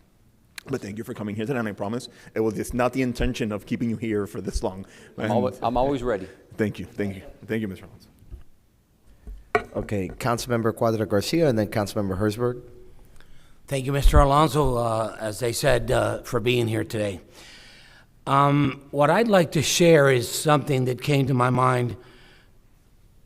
Why don't we, Mr. Mayor, set up a sunshine meeting and go out there personally, put our feet on the ground in that school and talk, have a meeting with Mr. Alonso and the principal of the school, and go there personally and see what's actually happening, and see if we can come up with something new. I know that we've thrown many ideas. Some of them have helped, some of them have not worked. But let's go out there physically and go out there and see what's actually happening. I mean, I have ideas. The major has great ideas. We have a lot of talented people here. Let's go out there in person and see what's going on. I think that would be a great idea. So. Absolutely. As this building is the people's house, the schools belong to the residents of Miami Lakes and the council. I've been there with the mayor in the past. I've been there in the past with Councilwoman Ruano. So happy to take any of you on a tour of the school. We can be there at dismissal or arrival time, and definitely experience what it is that it feels like, and kind of see what goes on within the operations of the school. Always happy to host you there. Very good. So we'll work on that. Councilmember Herzberg. Thank you, Mr. Mayor. Thank you again for being here. I guess my only question is, we've been hearing about this for a while. Residents have been talking to this council, this one and prior, for a long time. I think we have enough time now, if we get action, that we can get a new plan in by next school year, right? And there's enough time for that. We can have a commitment to all of us, the school board, the school, that come next school year, we will have something that should be changed and works for us. Absolutely. I mean, if there's a plan, if there's something that can be done, now's the time to do it. We still have time to work through it and really think through the ideas. But like I said, number one, especially when we're making any changes to the patterns, everybody knows I'm a straight up person. I don't sugarcoat things. The safety of our children is number one. So we will first make sure that the safety of our children with any traffic pattern changes inside of the school property are going to be our top priority, and then we'll work together with that. I think doing a study of the demographics of the school, especially to be able to understand what a staggered dismissal time and arrival time is going to look like, is important. There's also state legislation that's going into place now that we're actually working to try to stop, which is to change the start times. So you guys might see a lot more traffic coming to your neighborhoods pretty soon, because they're changing the high school start times to start the same time as our elementary and middle schools. And that was a law that was passed by the state. So we're requesting that be changed, and not be changed and stayed the same way it is, because otherwise we will have every single school in Miami-Dade County and throughout the state with the same start time. Those are things that we have to understand, and we can advocate here. We talk a lot about transportation. We have a lot of requirements that come from the state and the federal level on our buses and where it is that we get reimbursed and where we don't. So we always work and try to navigate as much as possible to accommodate families. But I will say that traffic might not get better. It might get worse if the state requires us to actually enact the law that was already passed. The law was passed. We're asking for more time because you would see Barbara Goman, HML, and American arriving at the same time as our K-8 centers, as well as our middle schools and our elementary schools. But as I said at the beginning, we're here to work together. I'm a resident of the town. My sisters work at both schools, the K-8 and Bob Graham. So I'm always available to visit the schools. I visit schools on a weekly basis. I'm boots on the ground. I don't govern from downtown Miami. I govern from the city of Hialeah and the town of Miami Lakes, which are the cities that I represent. So happy to go to the school. I've been there with the mayor multiple times. Been there with several of you elected officials, and I'm happy to go back out there and continue the brainstorm to see what's the best way that we can go in order to alleviate this congestion that we have in front of the school. Thank you, Mr. School Board Member, as always, for your time and addressing our residents as well as the council, and we'll be in touch soon. Thank you so much. Major Gonzalez, to finish your report. As for the crime report, we continue with the high visibility on midnights, traffic enforcement details. For the month of January, we've had a 60% reduction, and you see on the police report, of total crimes. We're down on robbery, -1, -9 on thefts. Larcenies over. Auto thefts, we were down 2, and aggravated assaults, we were down 1. And also on vehicle burglaries, last January, for the month of January in 2024, we had 13, and this year in January we had 5. So we had a significant reduction on that too. With that, I open up for any questions. Mr. Vice Mayor? Not a question, but just a request through the chair that Major Gonzalez please submit the earlier portion of your report relating to Bob Graham into the town manager so that it could be included as part of the record. Yeah, I have it. It was prepared in response to a question the mayor asked, and then I'll share it with the entire council after today. And that it just be included as part of the record of this meeting. Anyone else in the council wishing to speak on the report? Through the chair, I just want to thank you again for, the numbers speak for themselves. Amazing job that you do with the team. And it's good to see that the residents are here. Usually this report, and thanks to Vice Mayor and the council, that we moved it up, which I think is a good idea, because you get to hear, since most of you are here in the beginning of the meetings, the incredible job that our police force are doing on a daily basis to keep you safe. So thank you again, sir. Thank you, Major, for your time, and again, thank you to all your officers. Okay, next we are pursuant to the amended order of business, we are now on item 14K, which was offered up by Councilmember, or Vice Mayor Morera. Thank you. Use of council chambers for nonprofit event. Thank you, Mr. Mayor. I'm going to have Mr. Maurits Acosta come up to the podium if he can, just to explain this event. Just so you understand, there's a resolution, Town Resolution 15-1325, which, in the interpretation of the town manager, requires this council to vote on approving this event. I firmly disagree, but nonetheless, I am asking the council to approve the use of council chambers for this nonprofit event, and Mr. Moritz and Ms. Prieto are going to briefly describe the event and why it's great for it to be happening at our chambers. You're recognized. Thank you, through the chair, and thank you, Mr. Mayor, Mr. Vice Mayor, council members, and thank you to Mr. Garcia as well for recognizing Haley earlier. Maritza Acosta, founder and executive director for Truth and Populo, 154776 Northwest 77th Court, Miami Lakes, Florida. We're a student-led 501c3 nonprofit based here in Miami Lakes. We do a lot of work in Miami, Hialeah, just all of Miami-Dade County in general. We're here today asking for permission to use the chambers on March the 18th in the morning. We've used these chambers multiple times on multiple occasions for many events, and this is the first time we've had to seek council approval, but that's totally okay, and we're here very happy to do that. The event, we have a sponsor coming down, Aetna Better Health of Florida, the insurance company subsidiary of CVS. They're sponsoring one of our programs, and they're flying down their corporate leadership to Miami to give us a check presentation. So the CEO of Aetna Better Health of Florida will be coming on March 18th, as well as a lot of their executives. And I think their media consultants are working on maybe getting some media out here, some elected officials. Of course, all of you guys would be invited. So it would just be about an hour and a half. I know you guys have a council meeting that morning, so we'll make sure to be out of here. That afternoon. We'll make sure to be out of here with plenty of time for staff to set up the room however need be. I think it's at 11 a.m. We'll probably be out by 1 p.m. We just need a space to host the CEO of Aetna Florida and their executives. Thank you. Thank you, and congratulations, by the way, Haley. I'm sorry I missed the presentation of the certificate, but congratulations. Mr. Vice Mayor? Yeah, and with that said, again, I think that it's a no-brainer to allow this event. I mean, the fact that they may be bringing a high-level CEO as well as potential media exposure is great for our town. There's literally no negative to this. And so with that said, I will move and I realized after the fact I didn't include the date in my actual new business item. So March 18th, which is the date of our March council meeting. However, it does not conflict, and I already checked with the town clerk and our staff. There is nothing going on in town hall on that day.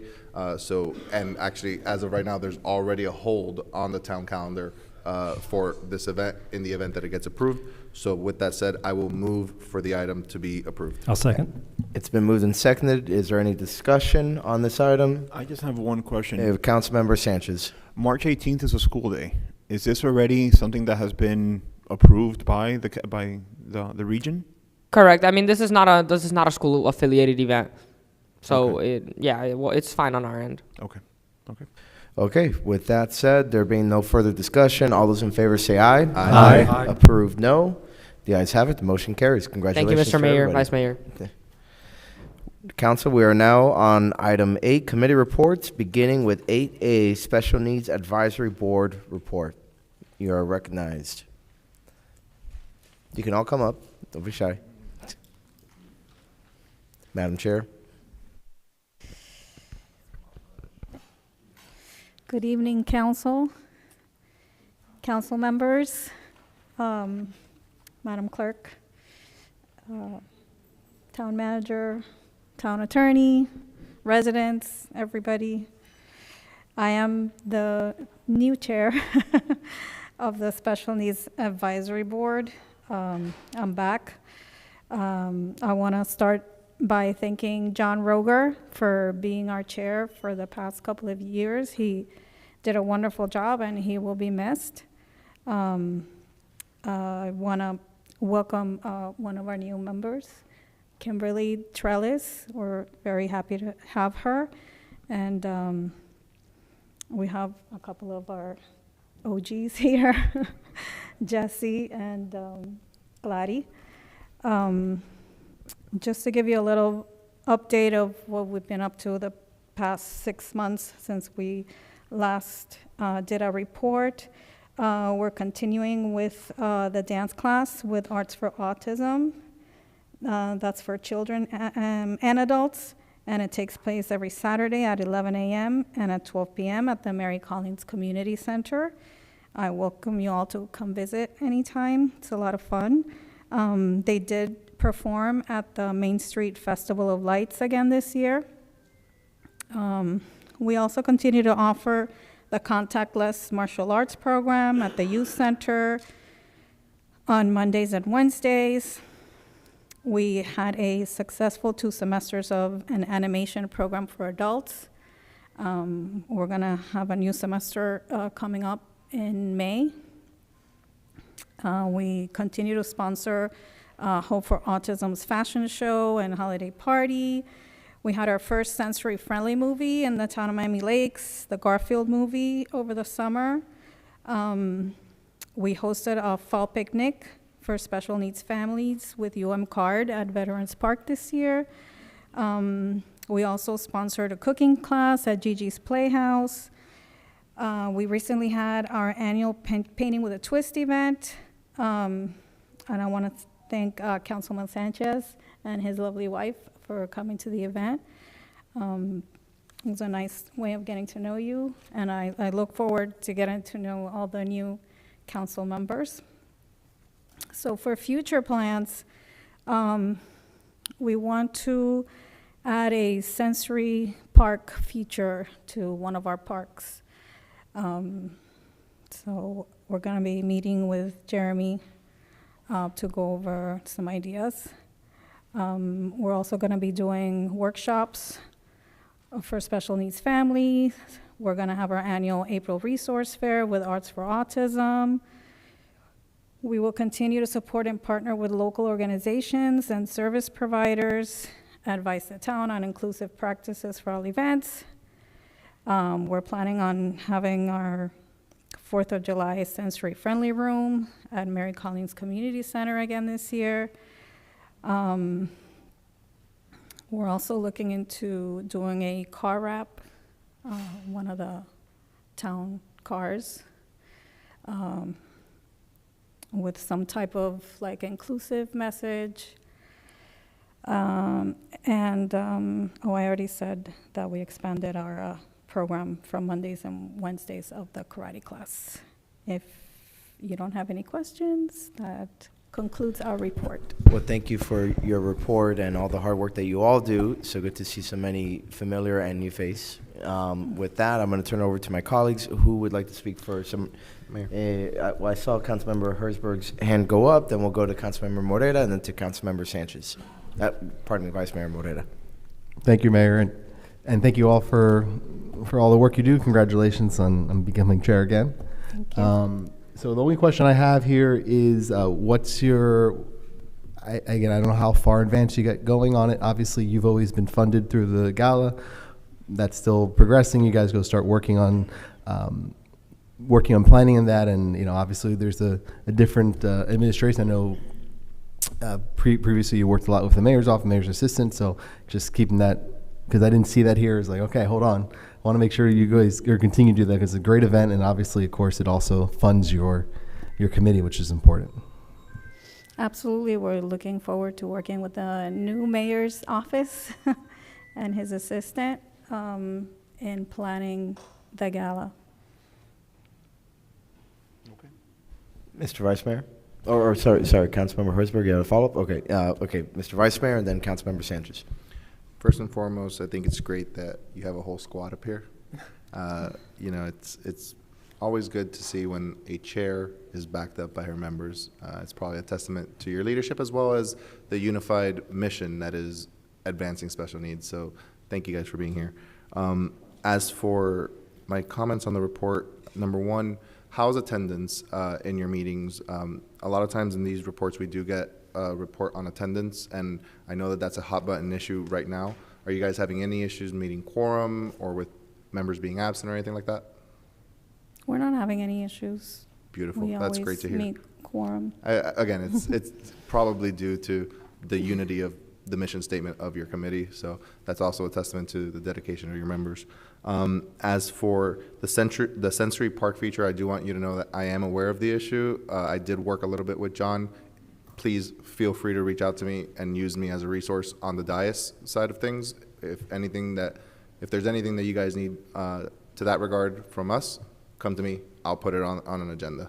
And then I just throwing this out there, the car wrap idea, there is an item by Councilmember Herzberg with regard to renovating some of our fleet vehicles, and I think it would be a great thing if the staff finds that it is feasible to do so and replace some of our vehicles with new vehicles to wrap some of those vehicles in something like this. That's all for me. Thank you. So I was at the event, and I have to say the turnout was not what I expected from historical turnouts across town events. It was a great turnout. You can tell that the kids were having fun. The parents, it was a good bonding experience, between the parents and their kids. It's just an experience outside of the house. So I applaud all the efforts that you're putting forward, and to resonate what the Vice Mayor said, anything that we can do to help you, we're here to help you, because special needs is often a category that is left to the blind side, but it's very prevalent in a lot of lives, and it's good to introduce an inclusive environment for special needs. So I applaud you, and we're here to support you in any way that we can. Thank you so much. I also want to thank Officer Amador. He's our honorary member. Oh, he stepped out. Well, I want it on the record. Any other members of the council? Councilmember Garcia. Thank you, Mayor. I really like this sensory park feature, trying to see if we can try to get a sponsor for that. Aetna's coming March 18th to event here, so it's a good time for us to hit them up for for sponsorships, or if not, the county and grant programs through the state to help. I know Jeremy's going to work with you with that, and through our grant department, Mr. Manager, I think there should be some grants available for that. And I know Councilman Herzberg has an item about the pocket parks, but yeah, absolutely. If we can add more sensory amenities to all our park, or not all our pocket parks, but certain parks spread out, throughout the town. Yeah, sprinkled throughout the town. I mean, that's an amazing idea. And I know a lot of kids are very intimidated with all the noise and all the activities going on. Sometimes you just need a quiet space and yet still be able to enjoy the outdoors, right? So thank you so much. It's a great idea. Thank you. Any other members of the council wishing to address the committee? Councilmember Fernandez. Just again, I'll piggyback on what my fellow council member said. Thank you all for serving. I know that a lot of times it's a thankless job, but we appreciate it. And I was talking to you folks earlier, and I mentioned that it just volunteering is what makes the town great. So thank you. That's it. Thank you. Well, thank you all for your time. And actually, council, before we continue on to item 8B, the Public Safety Committee report, I just remember that I need to a motion to reopen the order of business related to the Cultural Affairs and Economic Development Committee sponsorship for Main Street Live. Is there a motion? So moved. I'll second. All right, it's been moved and seconded. All those in favor say aye. Aye. All opposed, no. The ayes have it. The agenda is open again. With that, I would ask for or rather, I'm going to go ahead and move that we add as item, you can do it toward the end because it's more ministerial. Let's say 14L related to that. Again, this is the Cultural Affairs or Main Street Live event between Cultural Affairs and Economic Development. So I'll second that. Main Street Live. And 1 second, because it also came to my attention that there was another motion that needed to be included at some point here. So we'll make that one 14M. That would be to light up Town Hall blue for Autism Awareness Month. So again, my motions, unless anybody else has anything else to add, would be 14L, which is the formal approval of the Main Street Live event, and 14M, which is to light up Town Hall in blue in honor of Autism Awareness Month, which is in March. I'll second those. Oh, pardon me, April. So the motion is for April. My apologies. Yeah. Second. Okay, so for April. With that said, anyone else have something to add, or? Okay, it's been moved and seconded. All those in favor say aye. Aye. Aye. All opposed, no. The ayes have it. And we now have items 14L and 14M. With that, Public Safety Committee, you guys are up. 8B.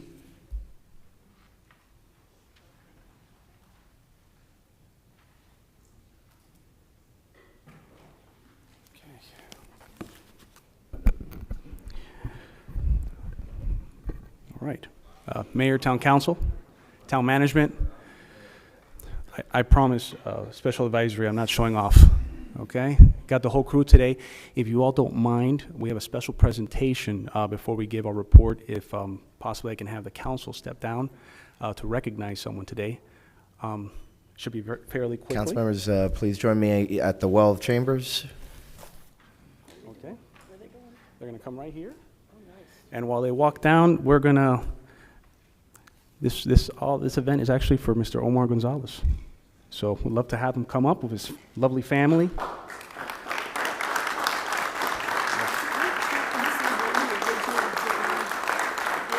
Yes. So, Kathy, Gabriel, everybody, come on up. So we are here to recognize Omar. Omar is not just a resident, but a committed one at that. He served on our committee, the Public Safety Committee, for over 22 years. All right? So, you know, we'll have to talk to Google to get you on a search engine, but Kathy gave me all this information. You know, so he started in 2002, shortly after we got incorporated. Imagine at that point, barely had a budget, if any, and there was monthly recognitions that were going on for police officers, and Omar would take the money out of his own pocket for these recognitions. Public safety is not where he stopped. He continued serving in the Veterans Committee. Well, it eventually became a committee. But he is still today, has his whole family involved, even his brother that drives from all the way in Broward County to help with the Veterans Committee to make it a success. And we know the entire Miami-Dade County looks at us for a successful parade. So this is just a little token of the appreciation that we have. This was brought up by Vice Chair Nancy Rogers, and I'm so glad she did. You deserve this honor, and we're just giving you a recognition plaque, and everyone here is to celebrate you. Thank you, Omar.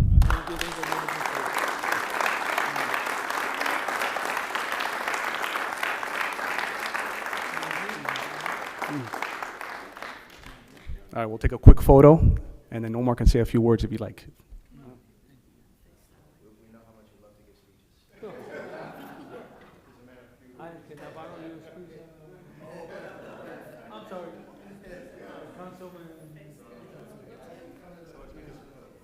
Make this very quick. All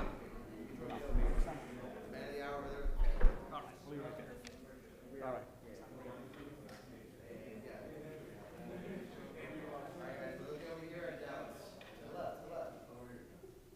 Ready? 3, 2, 1, record. Oh, yeah, the plaque, perfect. 3, 2, 1.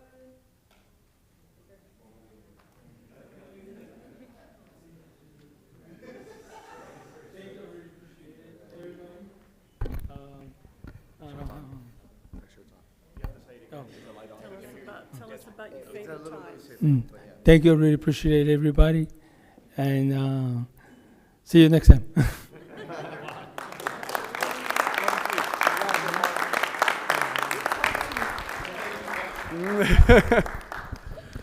Short and sweet. No, we're good. Thank you, Council. Thank you.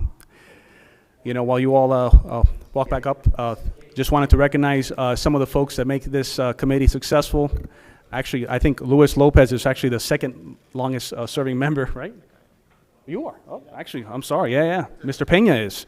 Then comes Luis. But, you know, I'm lucky to serve with these folks.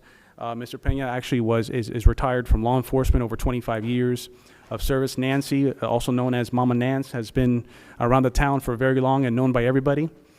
You know, Giancarlo just joined us recently. He's extremely involved in the town.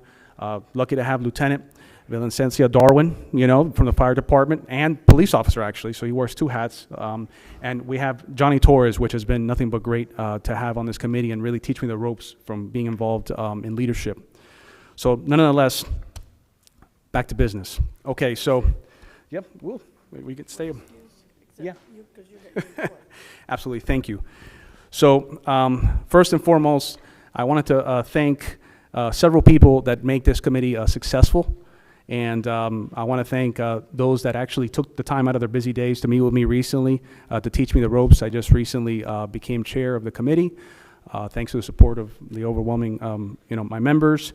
I want to thank Peterman, Claricel, Isle, Isabella, Chief Vandamas from the fire department, the Sheriff Major Gonzalez sat with me the other day for some events, or Sergeant Soto, Detective Nieves, and the most famous police officer or sheriff in the town, Mr. Amador. So nonetheless, sorry Gonzo, he is pretty.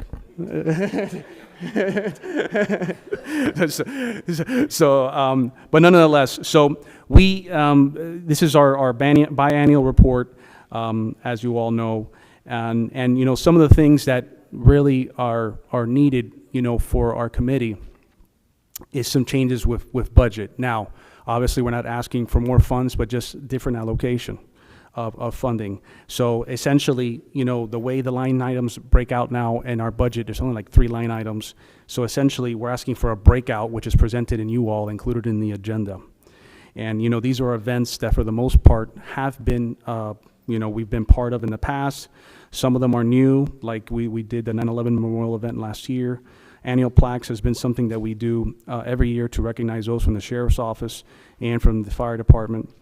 And then there's some new ideas that we're asking support for in this allocation, which is, going out and representing the committee in our different endeavors during the year at luncheons, at the Miami Lakes Chamber luncheons. That's been a great audience to reach to the business owners in this community.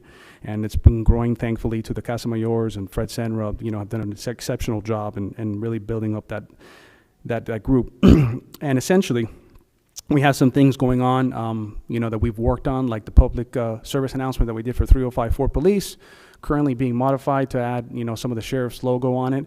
We get, unfortunately, or, the Sheriff's Department gets complaints of issues that happen that are never reported. So we're trying to really push the 3054 Police number. I personally have seen a tremendous impact since we put out that PSA. I've had people all across town, west, east, that have, really been using it to report the 3 examples that we've talked about in that PSA. Then, essentially, we would like to create a budget neutral item for sponsorship for any type of the events that we go through. And some of the ones that you all are aware of, that most of you have attended, and I thank you for your support, have been Coffee Over Cop, which obviously is steered by the Sheriff's Department, but we work in partnership with them. And then there's some new things that, obviously we have in mind. But before I get into those new things, something that also has been very welcoming from our accomplishments has been the tokens that the coins that we've given out, the challenge coins, which has been very well received by the folks in the Sheriff's Office and the Fire Department. That eventually will change as well to include the Sheriff's logo on there. And that's also going to be used for recognizing children in schools or other folks in the town that give to their neighborhoods. We all have our neighborhood, let's call them watchdogs, that start off, the group chat and making sure that things are being reported amongst neighbors, and those people deserve some recognition via these challenge coins. And some of the children in school that are recognized for doing the right thing.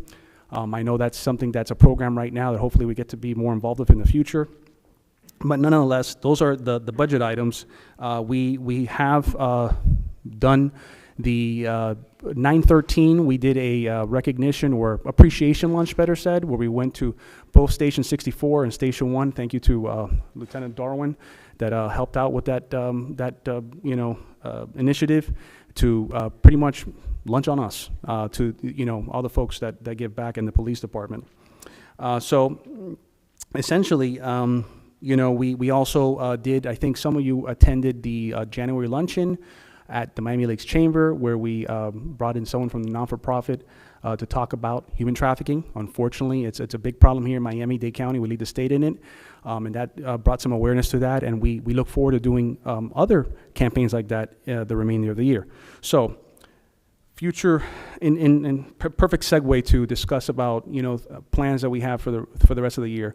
We met, actually, Darwin and I, with, I think, Chief Boline back in November, and we got overwhelming support from that shift chief about doing a coffee of a firefighter, which has kind of morphed now into, I guess, coffee of a medic. And I think the mayor is going to do something like that tomorrow. But, you know, I was pretty much, you know, told that I had to ask you all for this partnership with the fire department. I mean, they give so much to our community. And we feel that this will be an excellent opportunity to get residents out there. I mean, there has been some ideas of maybe doing like a coffee at the actual station. Give an opportunity for the residents to see. I mean, Station 1 is really a monument. I mean, it's really a great station to be here so long. But Station 64 is absolutely gorgeous. And, you know, we thought that might be a great idea to actually have residents see that station that serves so many people, not just in Miami Lakes, but those are on the expressway as well. Now, the plans for the remainder of the year include PSAs. Again, there'll be plenty. We've been talking about, you know, some ideas. And then, you know, we have also, I'm working with Major Gonzo to get hopefully back into the swing of things with a Crime Watch program. I know it's very active down at headquarters to see how we can implement that, you know, in our town of Miami Lakes for different HOA areas and in our streets. And one of the things that, you know, we're asking for, you know, assistance with or support for is, again, if you look at our budget, our biggest line item goes to the police or sheriff's office and the fire department. And a lot of the times, you know, these folks are so busy, they don't get to interact with our residents. So we thought that it would be a good idea to have a car show that features both police or sheriff's office and the fire department. And some of the conversations we've had with Officer Amador and some of the folks in the fire department, this would be like almost like a career day at a car show. So imagine a big parking lot, a section will be broken off to showcase their equipment. So the baddest equipment that the sheriff's office has and obviously the fire trucks that the fire department has. And this would be a vehicle for us to bring up more campaigns, to get more people involved with perhaps like CPR training, which is, you know, something that Pena has mentioned, to discuss 3054 police. We're going to beat that in the head until we can't anymore because people need to use it. It works. You know, to talk about building the community via neighborhood chats and different initiatives that, you know, are going on in our town that we need help from the public, and car shows draw public. Roberto Alonso, board member, was here earlier. He does a great car show in April. This would be something that does not interfere with his car show. This would be something that we have an idea for October. And it, again, will speak of a great platform for our town to showcase what we spend our hard-earned tax dollars on. And we're looking for your support. I now turn this over to the council for any questions. Thank you. Mr. Mayor. Mr. Vice Mayor. Mr. Manager, you had some comments? Yeah, I just want to real quick, and it's something that came up at the last chairperson's quarterly meeting, and it's the idea that when committees have new projects that they want to pursue, or projects or events or what have you, that they would come to the council for approval of new projects. And as I told the committee chairs, and I think I told Carlos when he and I met one-on-one, is that 99 times out of 100 it's going to be a rubber stamp, right? So long as it fits within the mission that the committee was created for, the council's going to endorse it. Once in a blue moon, there's going to be something that they're going to pitch that the council's not comfortable with. And that's what I told them. It was the purpose of this formality, and really it's what it is, just a formality. Pitch the idea, get your guys to approve new ideas or new projects or events that they want to. And that's similar in the same vein as why Felicia was asking for that approval for the Main Street Live. Thank you, Mr. Manager. On the subject of rubber stamps, I'd like to move to approve the new event type of Coffee with a Medic by the Public Safety Committee. I'll second. I'll second. Is there any discussion? Seeing none, all those in favor say aye. Aye. All opposed, no. The ayes have it, the motion carries. And, Mr. Chairman, as a quick, now that it's an approved event, can you please give the public as well as the council a quick reminder of our event, where, when, time exactly of this event that we're planning? Okay. It's tomorrow, right? Well, the event tomorrow, just to provide context, a representative from Mayor Daniela Levine Cava's office, who's a Miami Lakes resident, reached out to me and proposed this item. I went ahead and had my assistant, let the liaison for public safety know that we'd like to plan this month, and then we will go ahead and, and would like their collaboration. As it turns out, they were thinking of their own similar event.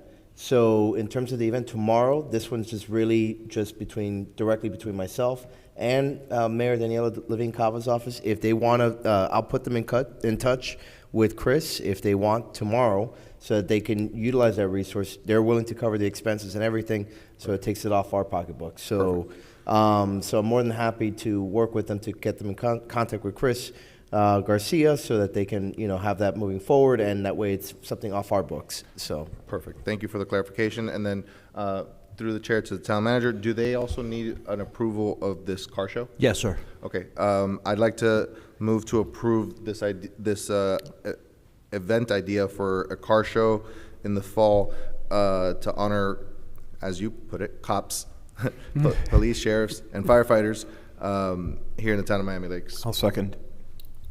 it's been moved and seconded. Is there a discussion? Very brief discussion, and it's, when is Cars for a Cure?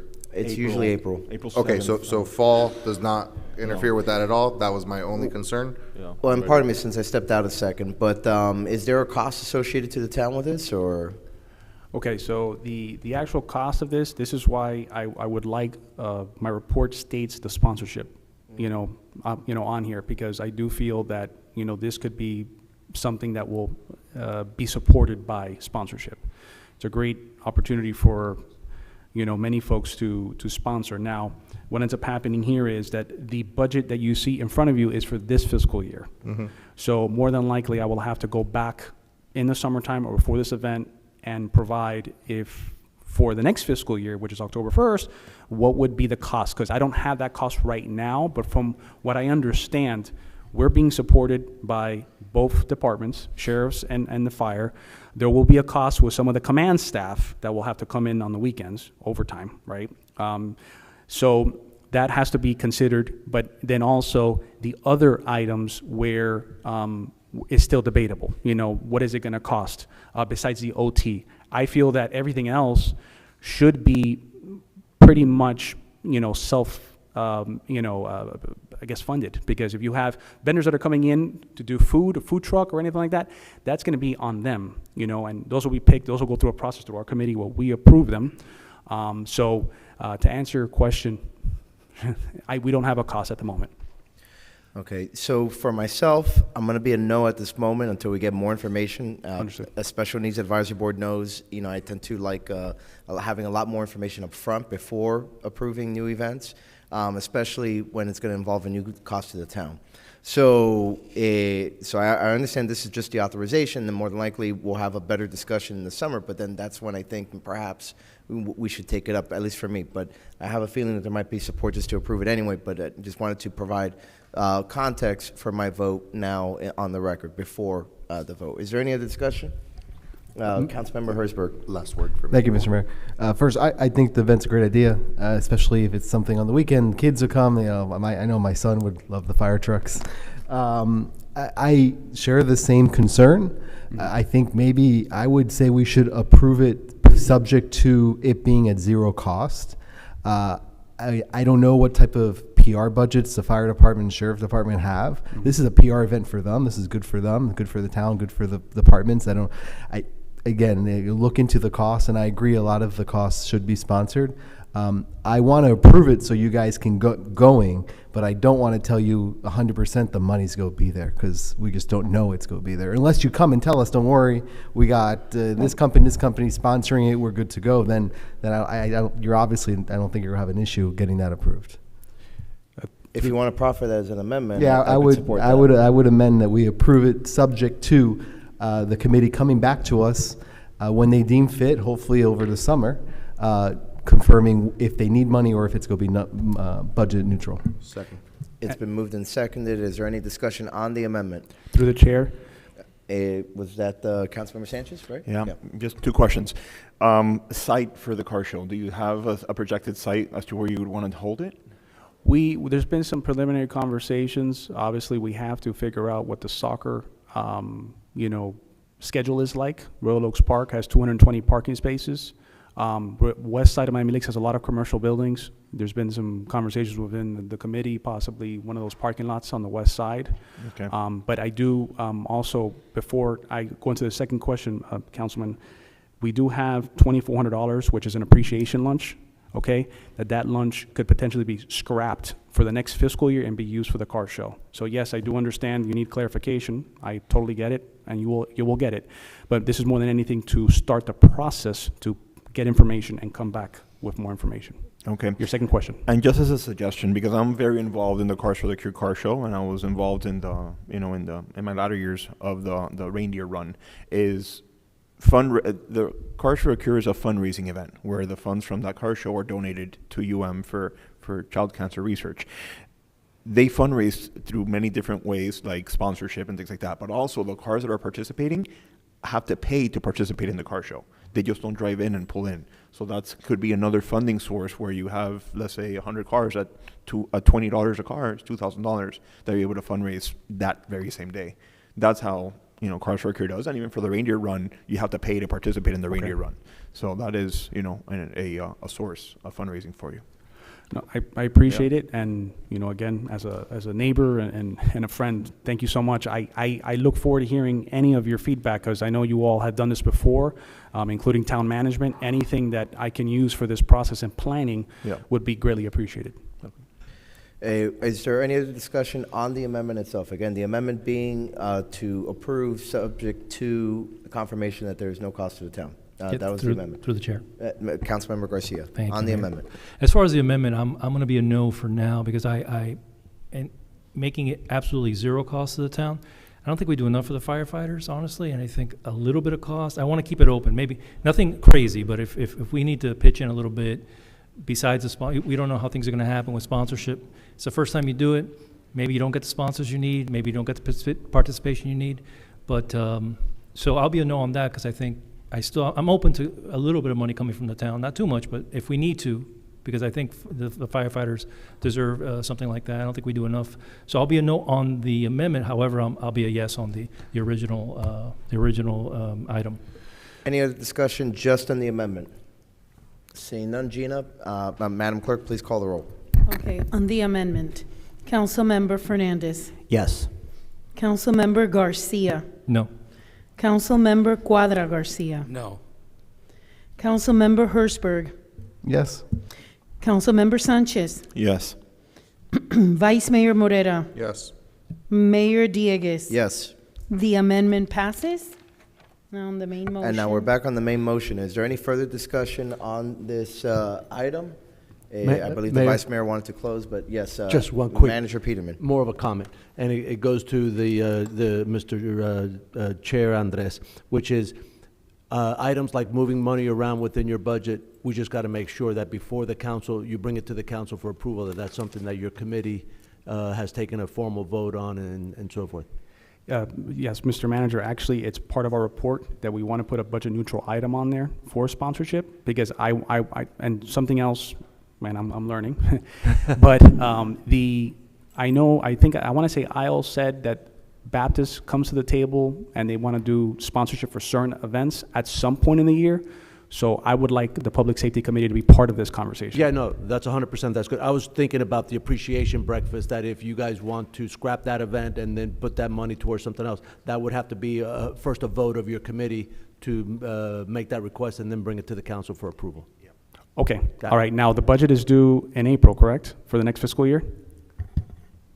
Melissa's not here in the room, but just whatever Isle or Melissa advises you, yeah, on the schedule. I Just don't making sure I remember cover my the exact bases. timeline.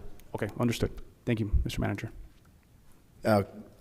Seeing no other members of the council wishing to speak, I'll turn it over to the Vice Mayor to close, and then we'll vote. Just briefly to say, I really appreciate the amendment, because that is pretty much the spirit of what I was suggesting. So I have nothing further to add, and I'd like to call the question. So the main motion as amended. Yes, ma'am. Council Member Hirschberg. Yes. Council Member Cuadra Garcia. Can you refresh me on that? Your mic. Clerk? I was, Yes, Can you the refresh? main motion is to approve the event of the car show in the fall for cops, for firefighters, and for police officers, but it goes hand in hand with the amendment that was just approved, which means that they're approving the event subject to it being at zero cost, and for the committee to come back in the future to the council and to explain about it. So- I support it. Okay, thank you. Councilmember Fernandez. Yes. Councilmember Garcia. Yes. Vice Mayor Morera. Yes. Mayor Diegues. Yes. The motion as amended passes. Excellent. Congratulations. Thank you, everybody. Appreciate your support on what you do. And thank you all Thank you. from Public Safety for being here. For purposes of the record, I am so sorry. Councilmember Sanchez. Yes. Oh, wow. Thank you. Wow. Well, we see how it is.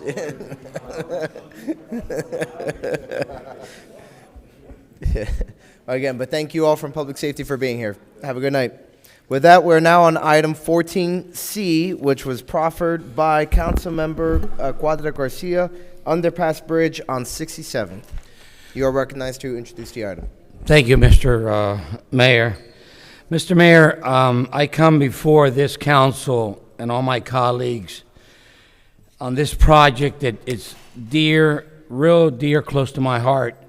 Every time I travel underneath this bypass or this underpass, I don't know what words to use. It's just deplorable, every single word in the dictionary.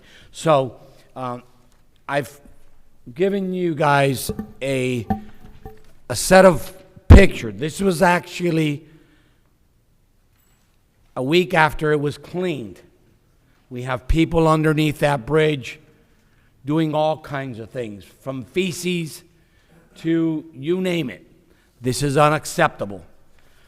When I say unacceptable, unacceptable. It is a health issue. It is an eyesore. Residents shouldn't have to see something like this. FDOT is constantly coming up with excuses. They should be called FDOT excuses. It shouldn't be tolerable. I don't know if any of you have gone out there and seen this. So if you have seen this, please, let's come up with some type of solution to clean this. This is our gateway, the entrance to our town. I have been talking to our manager, and he's working on it. I think that we should reach out to Tom Fabricio and have him move the needle on this, because again, FDOT, every time you talk to them, there's an excuse. And I will tell you that we should not allow their excuses. Whether we have to clean it ourselves, we have to put something and do a cycle. That bridge hasn't been cleaned in 4 or 5 years. So if we can throw a little money at it once a year or twice a year, I don't know. I mean, we have numerous people on this town that are very smart and have great ideas. I need to see what we can do, but please look at these pictures. Look at the columns on top of I've gone over to areas of 27th Avenue where trucks travel, and ours look 10 times worse. So please, let's try to come up with some type of solution to clean this. The sidewalk is about 5 feet wide, And right now, dirt and grass is encroaching on it. So if you tried walking from the fire station over to McDonald's, your chances are that you're going to be walking on top of grass and dirt and not a clean sidewalk. Can somebody tell me what we could do? Well, I think what you remember that the way that things come up for discussion, Councilman, is you have to first move the item, right? But for that, we need to know what action you want us to take. Are you just seeking to have a discussion with your colleagues on what we can do, or are you giving direction, for example, to the town manager to come back to us with some proposals?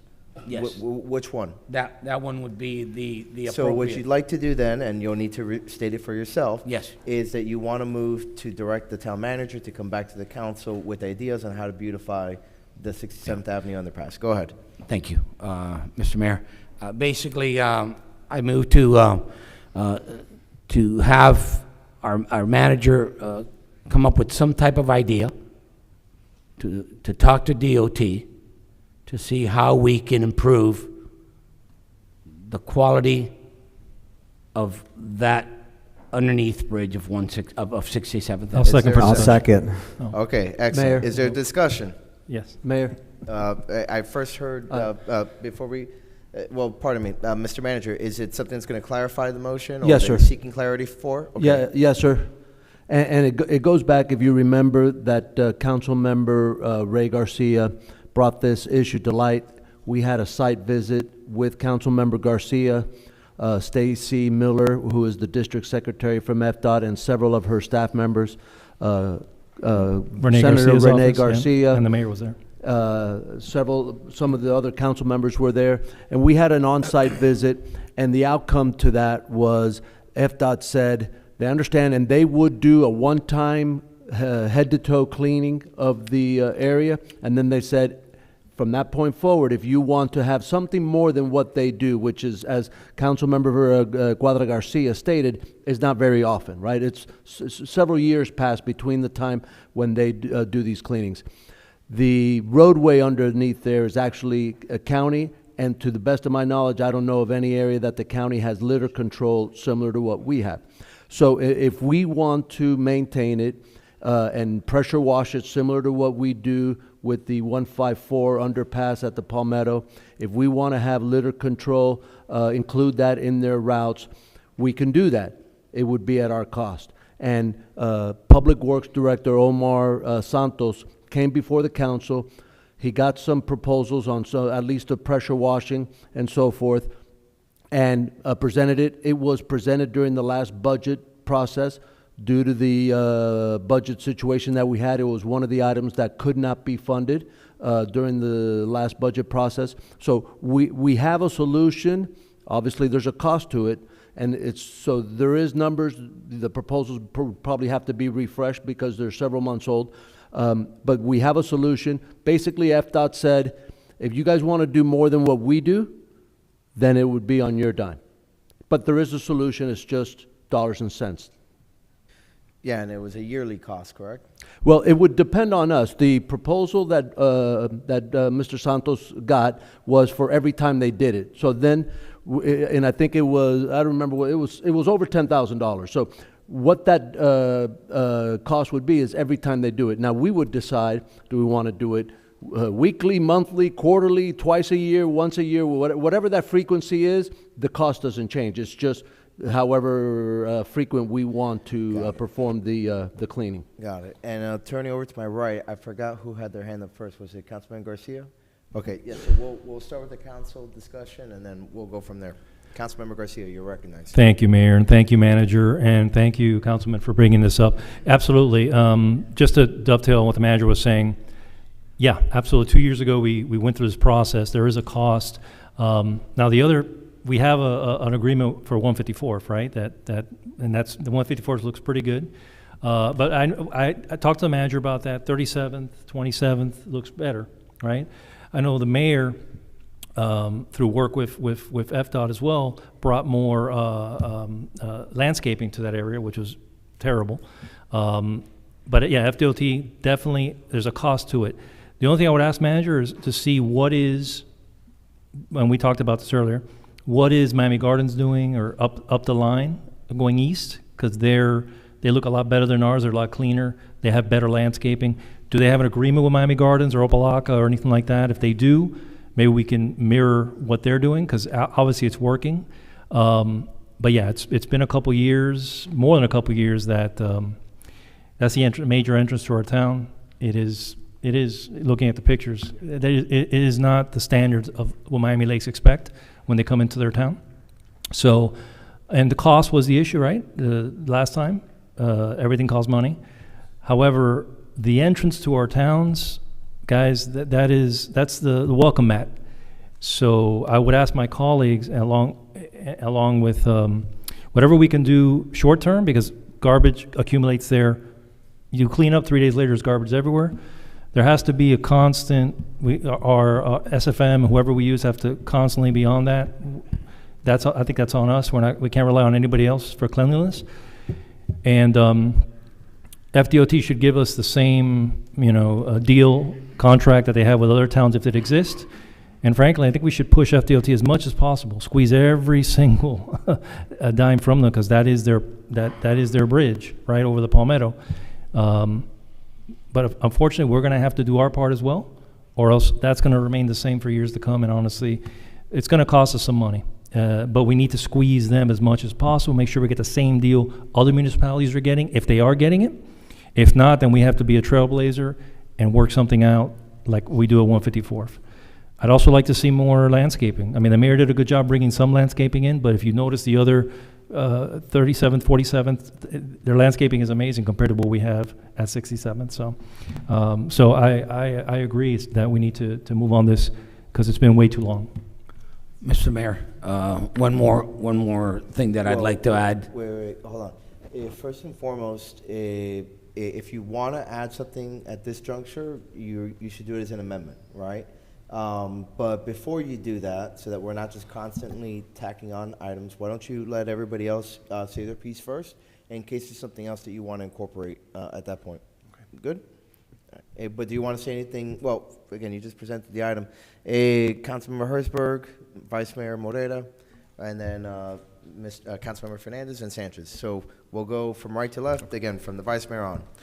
So we have an item on consent calendar, 10D, that deals with our FDOT right-of-ways that are lands already owned by FDOT, but managed and maintained by us.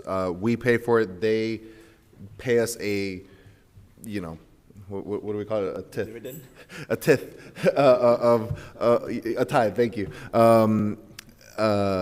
It's nowhere near enough, but it's some form of reimbursement. And then when I was listening to Councilmember Garcia say about squeezing, FDOT, I wholeheartedly agree.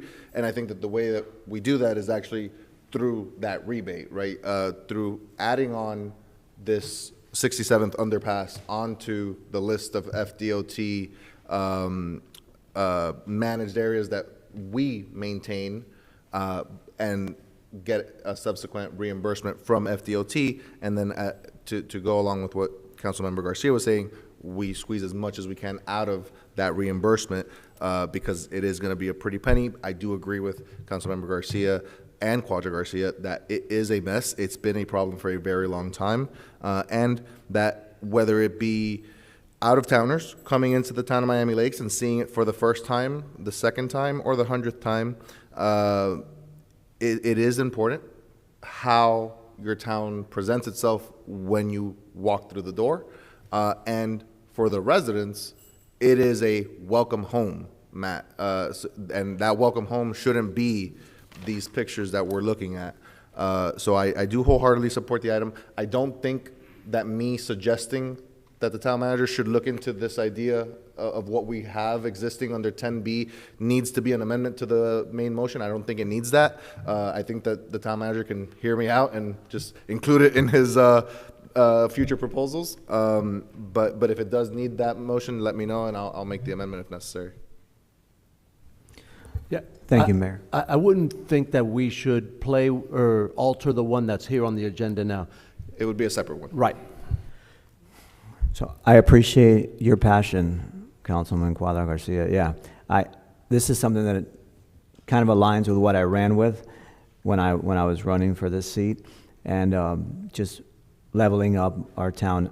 Unfortunately, I can say this, very seldom do I ever get off of 67th and the Palmetto to head southbound, so I really don't see it, but the pictures are appalling.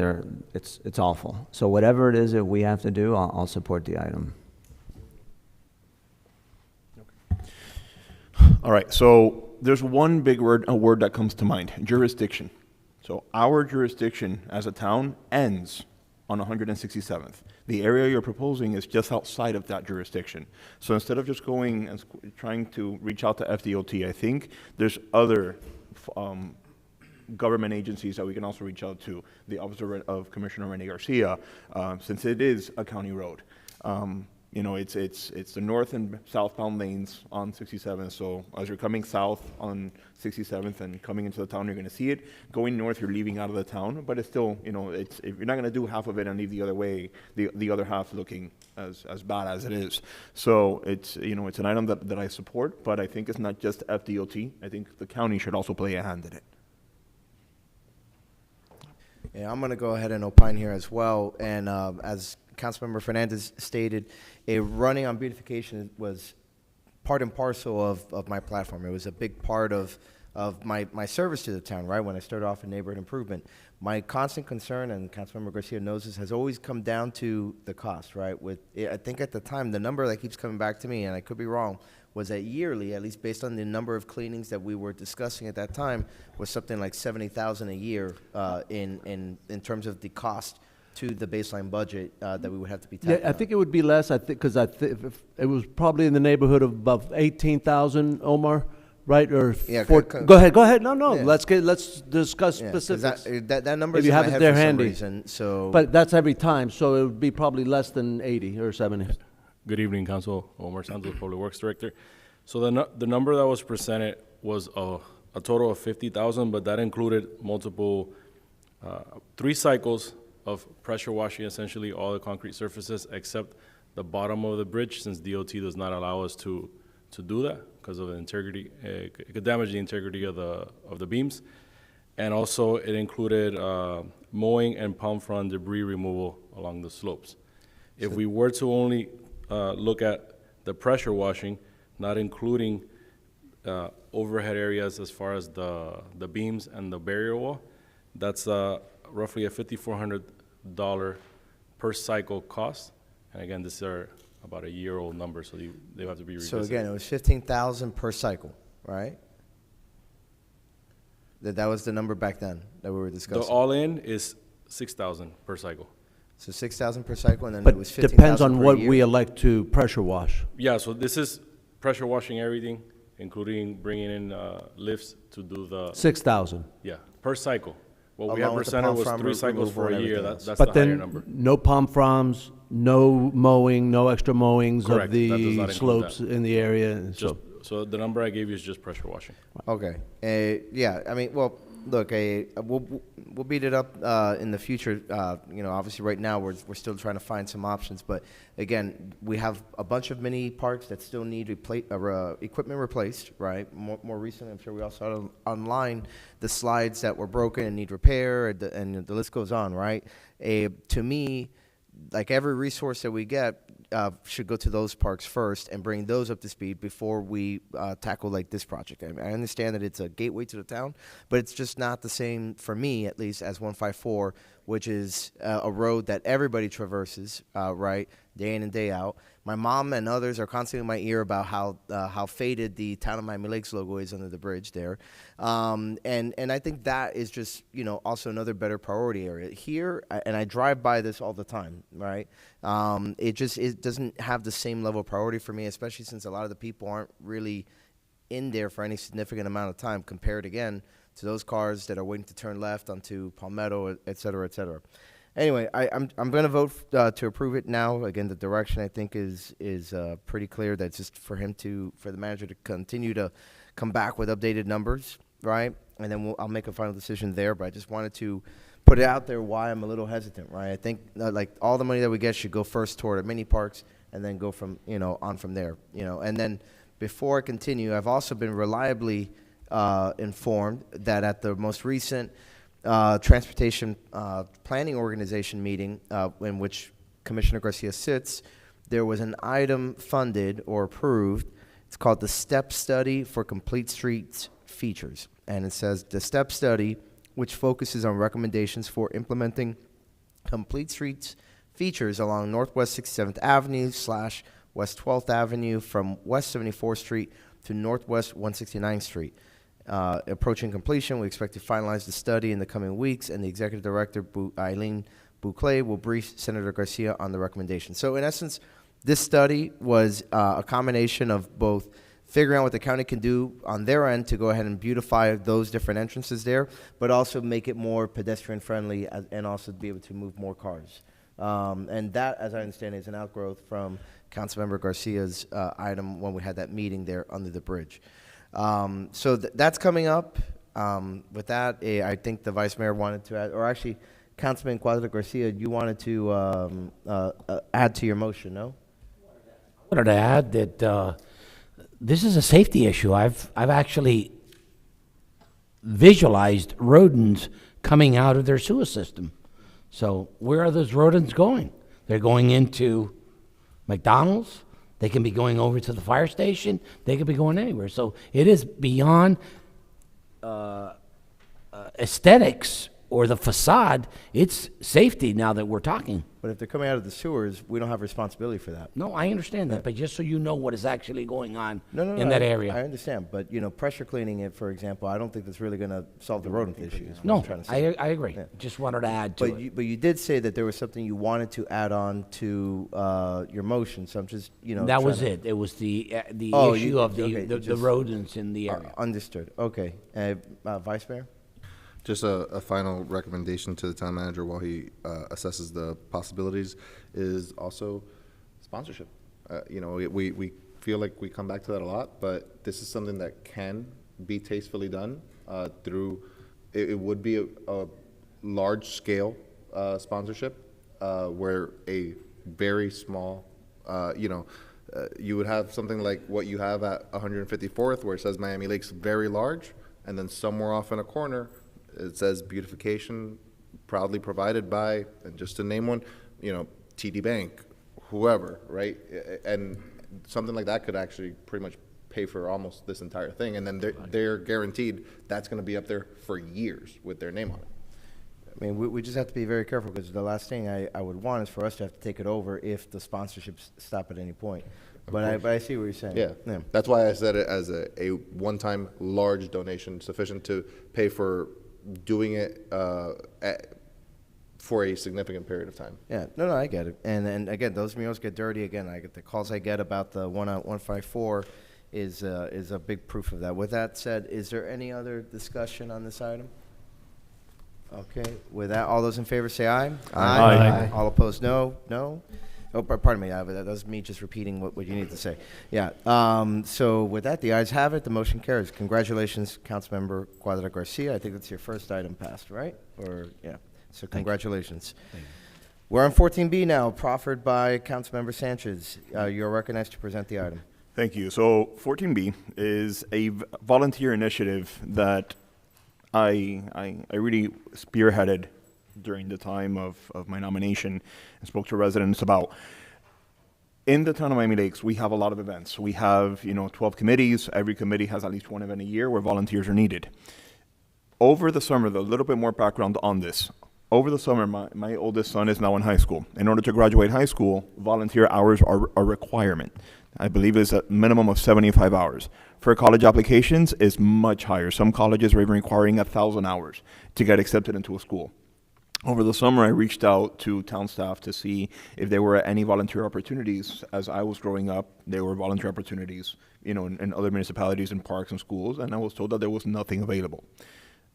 This is meant for the kids, for the students, to give them an opportunity with the events that we already have in town to create a bridge where the committees can say, we have these events coming up with volunteer needs, which right now they're having a difficult time finding volunteers, and the students. So do basically an agreement that I and informally already have an agreement to with the Office of Robert Alonso to say, yes, our students will be able to participate. It induces civic engagement and induces vision into what our town does.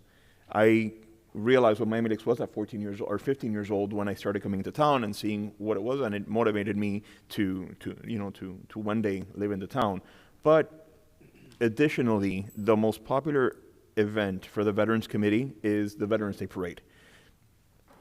I hate to say it because I'm a veteran, but the Veterans Day Parade isn't as popular as it is because of the veterans. It's because of the kids that are participating, the marching bands, the scouts, the karate schools, and the parents come because the kids are there. So if we start getting the volunteers of the high schools and the junior honor society and the elementary honor society that also have requirements for volunteer hours, now the parents are going to find out. So it has a ripple effect of not just civic engagement and getting volunteerism up and running in the town, but it has a ripple effect of now our residents finding out of the community events that we have, like concerts in the park, 4th of July, which obviously 4th of July is already a big event because a lot of residents like going on it to see the fireworks. But the more civic engagement that we can promote, the more the residents will know what we have going on in town. And not just, I pay my taxes at the end of the year and that's it, I call it a day. They get to realize what those tax funds are being used for. So it's just the tip of the iceberg, this volunteer initiative, with what I hope to be a really good ripple effect to civic engagement. Okay, so that is your motion. Is there a second? I'll second. It's been moved and seconded. Any discussion? Who was the primary second? Stephen. Okay, so I'll defer to Councilmember Herzberg first. No, I'm in support of the motion, of the item. The committees can use it. I'm sure they would be interested in it, and I like the idea of centralizing it and allowing it to be, the easier it is to get involved, the better it is, so. Okay, and then Vice Mayor? Through the chair, Councilmember Sanchez, is this your first new business item? It is. Well, first of all, congratulations on picking a good issue. I'm in full support of the item.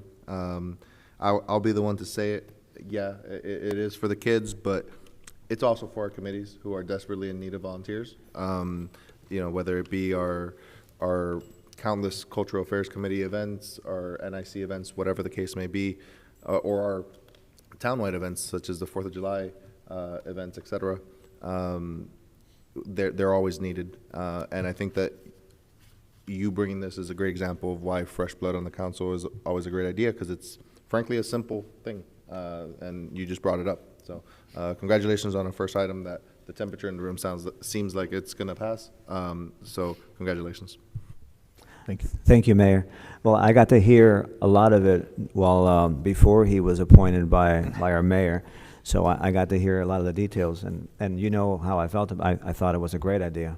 So I'm in full support. Thank you. Any other comments?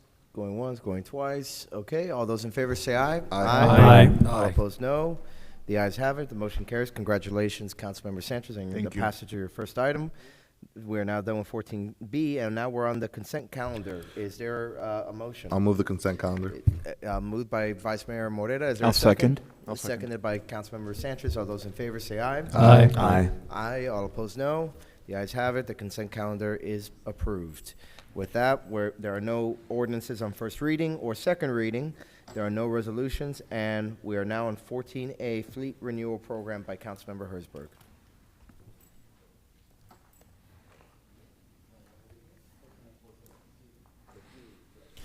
Okay. Thank you, Mr. Mayor. As you see, what I wrote in the item, this is a matter of necessity at this point. I understand it's not popular spending money on a fleet or new vehicles, but look at the age of our current fleet. They're all 17, 18 years old, other than that one that's 12 years old from 2013. So it's something we have to do. It's not something we can continue to just, oh, the money's not there, that's the first item, to scrap it off. It has to be done, because at the recent groundbreaking, I saw one of the vehicles of the director. First, we should not have our employees be driving these vehicles. The exterior is not growing beautifully, right? Let's put it there. And it says growing beautifully on the trucks, and it's not. And the interior is just growing oppositely of beautiful, right? So it's something we need to discuss. it's not something that we need to rush into, but it would be irresponsible of us to do nothing. So my item is just to get the town manager to start working on the cost, determining what's the best way to do it. Do we buy? Do we lease? Do we do electric? Do we do hybrid? All these, this is going to take time to get these answers. Another thing I also want to discuss is right now, our code enforcement is given, I think it's $1,000 a month for 2 officers, right? And they use private vehicles. In our 500 each. Right, so they get a stipend for using their own vehicles. I have 2 problems with that. One, which was brought up by the town attorney and the manager, there's a little bit of liability issue there. Yeah.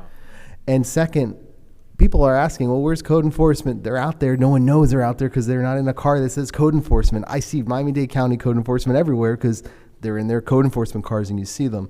So if it's cost neutral or around the same costs, and I think given the type of vehicle we could probably use for code enforcement, I'm confident we can get the number around $1,000 a month for 2 vehicles. That's something else I would want to look into. It's not going to cost more money than we already spend now, but I think you'll see improvements. I think the residents would prefer it. I think it's better for the officers to have, it shows a little bit more authority. So that's the other item. So it is about potentially increasing our fleet, but not increasing the cost of the fleet. So I'll second for discussion. Thank you. Councilmember Garcia as the second of the motion. Thank you so much. Just to the staff, to the manager, so did we buy these outright in the beginning, or do we bought them and, how did they come into our? Some of them were purchased. Some of them, like the Crown Victoria, was a police hand-me-down that was probably purchased for $1. So I think there was a combination of different ways that we acquired these vehicles. Sure. And do you happen to know what the maintenance costs or an average of maintenance for these vehicles now that they're older? I don't know it offhand, but that would be something that we would report back to you when we, if this item passes today, in the comprehensive report that we come back to you, would be some look at offsets for what's today's current fuel and maintenance costs for these old rundown vehicles versus what a new one or an electric one or whatever would be with a newer option. So obviously these vehicles here have, you're looking at over 100,000, 120,000 miles each? More than that? I would think everything maybe except for the top one on Councilmember Hertzberg's list there. I think probably all the other ones are in the 100-plus mile range. And you look at the years, they're, and we've had them for? They're almost 20 years old, several of them. But we've had them for, did we get them, besides the Crown Vic, did we get the Tacoma, the other ones at the same time, 2007? I think the pickup trucks were purchased. When they were purchased, they were brand new. Some of these other ones were. So we are in the habit of purchasing these vehicles and using them long-term, correct? That's been the habit. Exactly, that's been the habit. So I think this is a perfect opportunity when you do look into this. This is exactly what an electric vehicle would be used for. Electric vehicles, besides not having the maintenance, 50%, 6% less maintenance, actually 90% less maintenance, electricity costs, we've been trying to get chargers here. But they last 300,000, 400,000, 500,000 miles, 600,000 miles. So once the purchase price, we finish paying for them, within 6 or 7 years they're paid for, and they're going to last 15 the same time here, and we're not going to have those costs anymore. So looking into electric vehicles would be a perfect time now, because actually owning them for a long time is the best way to take advantage of the cost savings when it comes to maintenance and fuel. So if we lease every 3 or 4 years, we're going to have to continue that lease cost. Once we pay that lease off, or that payment off, then everything else is gravy. We're saving on a monthly bill, we're saving on maintenance, and we're saving on on fuel costs. So I think the savings over time is a perfect example of why electric vehicle or hybrid vehicle would be the best choice here. So I just want to keep that in mind. We're going to look at all of this and present all these scenarios, all the funding scenarios, because yes, to buy one and keep it for 200,000 miles, there's other wear and tear items on it. Sure. But then you have the large capital outlay up front. versus a lease where you can get into more, replace more of these vehicles, if not all of these vehicles, you know, sooner, right away, you know, with smaller upfront capital outlays. So there's a lot of alternatives. We're going to present the whole Yeah. picture to you and let you guys make the policy decision as to which way you want to go, and then we'll implement whatever decision you guys make. 100%. Thank you. Speaking on that note, actually, where are we with the vehicle fleet conversion? Because that's an older item that I have pushed through for the electric vehicles. Well, we haven't been able to purchase or acquire any new vehicles, so it's been a moot point because, as Councilmember Herzberg stated, you know, for the last several budget cycles, we start off behind the 8 ball for a lot of different reasons, especially on the revenue side. So when you look at low-hanging fruit, what's the very first thing, the first can we kick down the road is, hey, let's not replace any vehicles. You could tell ask my staff. It's a conversation we've had since I've gotten here. Every year we look at it. If it's not the transition of the FP&L franchise fee from the county to us, is this or some. There's a lot of reasons why we have always been looking for a nibble here, a nibble there, and this is one of the first nibbles that gets that goes right because it's low-hanging fruit. We just keep the cars for another year. So how soon and I can think we that's expect what then, Council an Member updated Herzberg report? wants to change. Pardon me? So how soon can we expect an updated report then? We were hoping, because next month you should have carry forward before you, so we were hoping to have something to present to you in that conversation for at least you guys to have an opportunity to consider that for our first big toe in the water, our first test, to make some kind of an investment at that time. If you decide not to, at least you'll have the data to consider during the regular budget process in the summer. Do you have an estimate of what we're looking at in terms of carry forward at this time? Not yet, sir. I'm hoping that within the next couple weeks I'll have a number to be able to give you. Got it. Okay, thank you. What other members of the council would like to opine on this? Through the mayor. So the vice mayor's hand go up, and Councilmember Fernandez, Yes, you as sir. well? Yes, sir. Okay, so then the vice mayor, then Councilmember Fernandez. So when Councilmember Herzberg first brought up the item, I did want to comment, although Councilmember Garcia stole my thunder. I really do want to emphasize the opportunity cost, I think is the proper term on this, of not changing. At this age, these vehicles become extremely costly to maintain. They break down, or worse, they're just not getting repaired and they're out of service. And then we are not out there enforcing our town code, which then leads to other problems.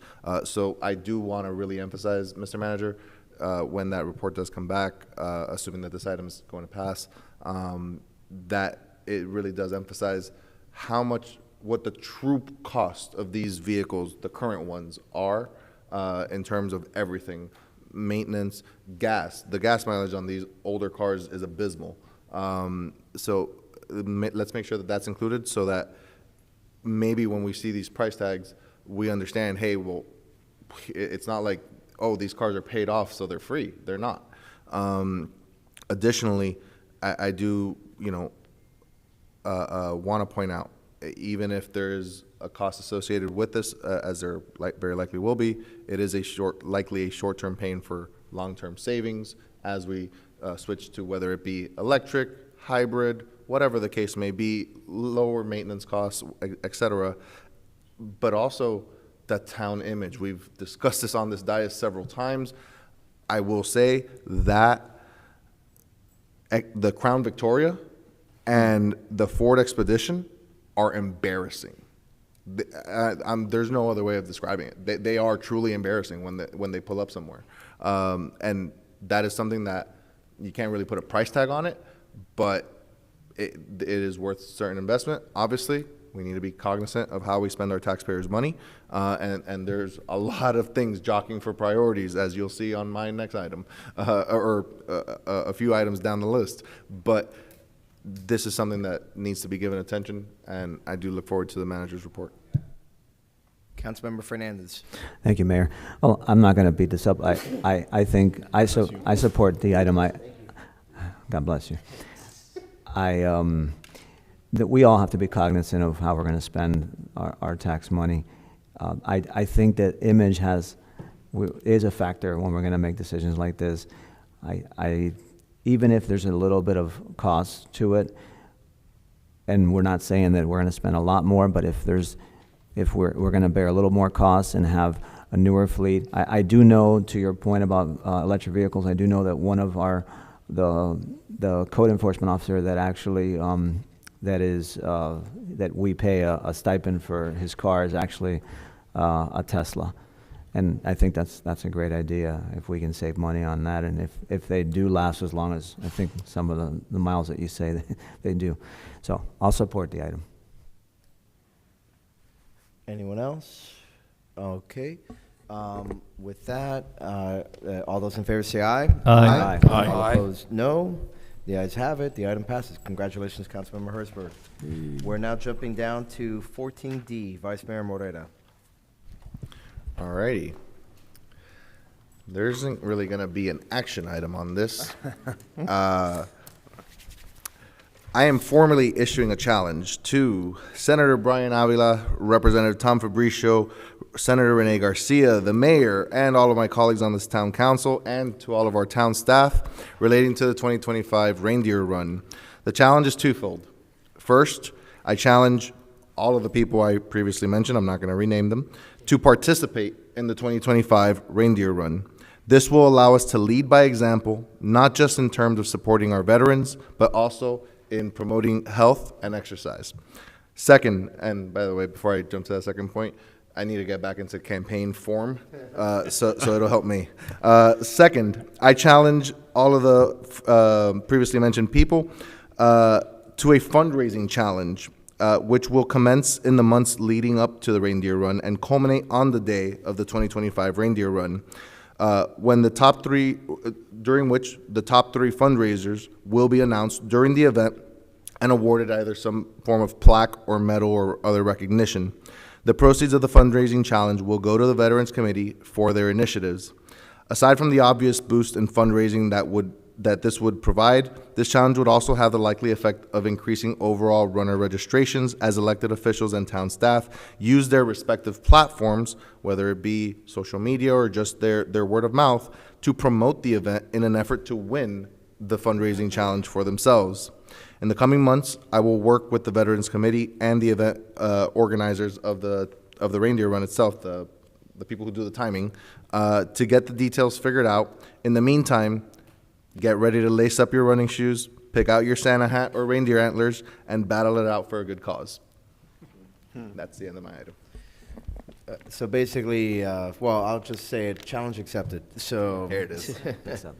All right. With that, well, I guess anybody else, everybody in agreement that we're going to go ahead and try to raise the money and participate for our health and for our veterans? I'll start going to the Miami Lakes Run Club runs coming up soon. Yeah. Perfect. Whatever gets us all there. Okay. And sorry, I meant to add this detail. I'm also going to find some form of software where the competition would take place so that we can track, hey, Mayor Dieguez has fundraised this much, Councilmember Garcia has fundraised this much, as well as staff, whoever wants to participate, we can actually get results on that. Got it. Okay.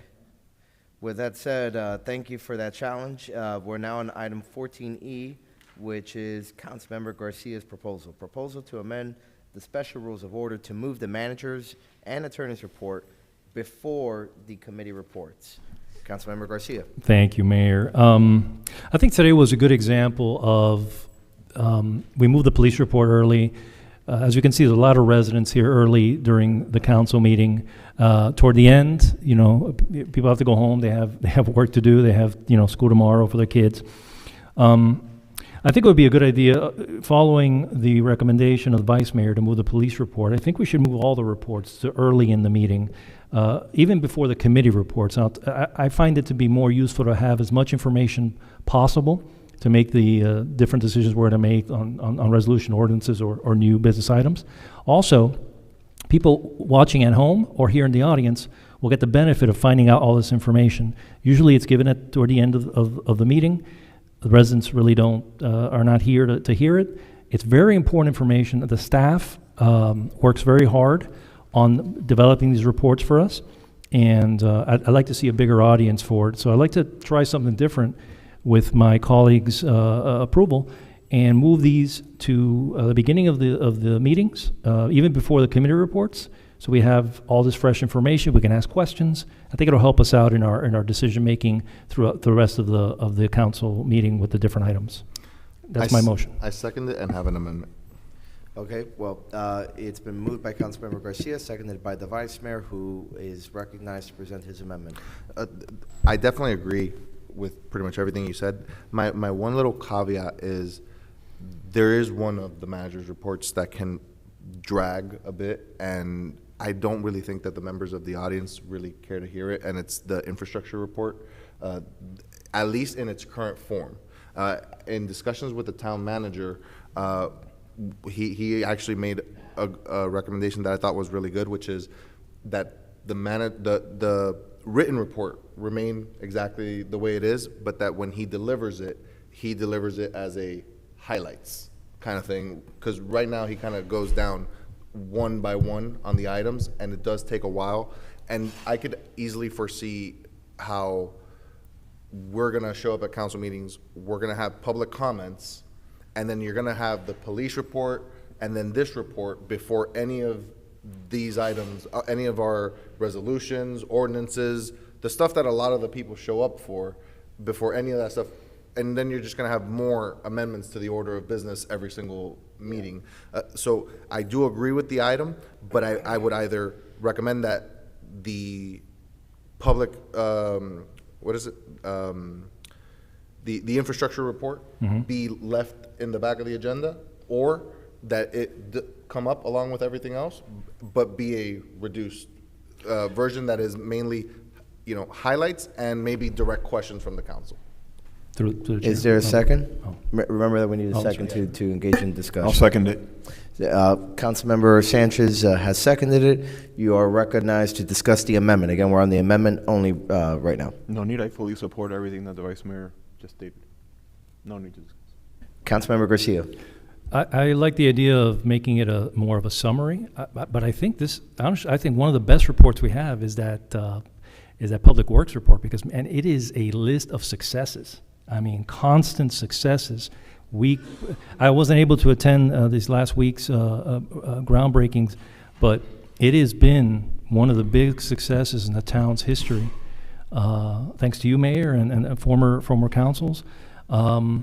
These projects, man, they really show that we listened and we're doing well. So, I mean, highlighting these in a summary base, I think, is a good idea in the beginning. I think residents should know what a great job the town has done when it comes to stormwater. I mean, it's one of the big successes in the history of the town. So I would be for summarizing it, yes, having us, read it before, like we all do, and have a summary. If we have more questions, we can save it to the end of the meeting. So yeah, I'll be for that. Councilmember Herzberg, did you have anything to say? Councilmember Cuadra Garcia, nothing to add? Okay. Can I ask a question after the council Mr. gets... Manager Peterman, you're Yes. recognized. So then I guess if we're going to move it to before committee reports, we would just take those two items, managers and attorneys report, and relocate them to before committee reports. And then I would probably welcome an amendment to this item to reinsert police report and take it out of special presentations and reinsert it in manager's report. So it's cleaner, and then in special presentations, we'll just have, if there's a special guest from another governmental entity, if we have the auditors or something of that nature, which was the original intent of those special presentation sections. Point of order. You're recognized to make your point of order. I'd like to withdraw my motion and bring in a new one incorporating his. Okay, so shown the prior amendment withdrawn and substituted with the comments made by the manager. Is there a second? Do you want me to state it? That way it's yeah, clear on the record? just to be clear for everybody. So it's an amendment to the main motion to bring up all of the manager's reports together as one item. Did you say before committee reports? That's what Councilmember Garcia wanted. Okay, before committee reports. Manager's report and attorney's report right before committee reports. And together with the police report, and for the infrastructure report to be a summarized version. Will do.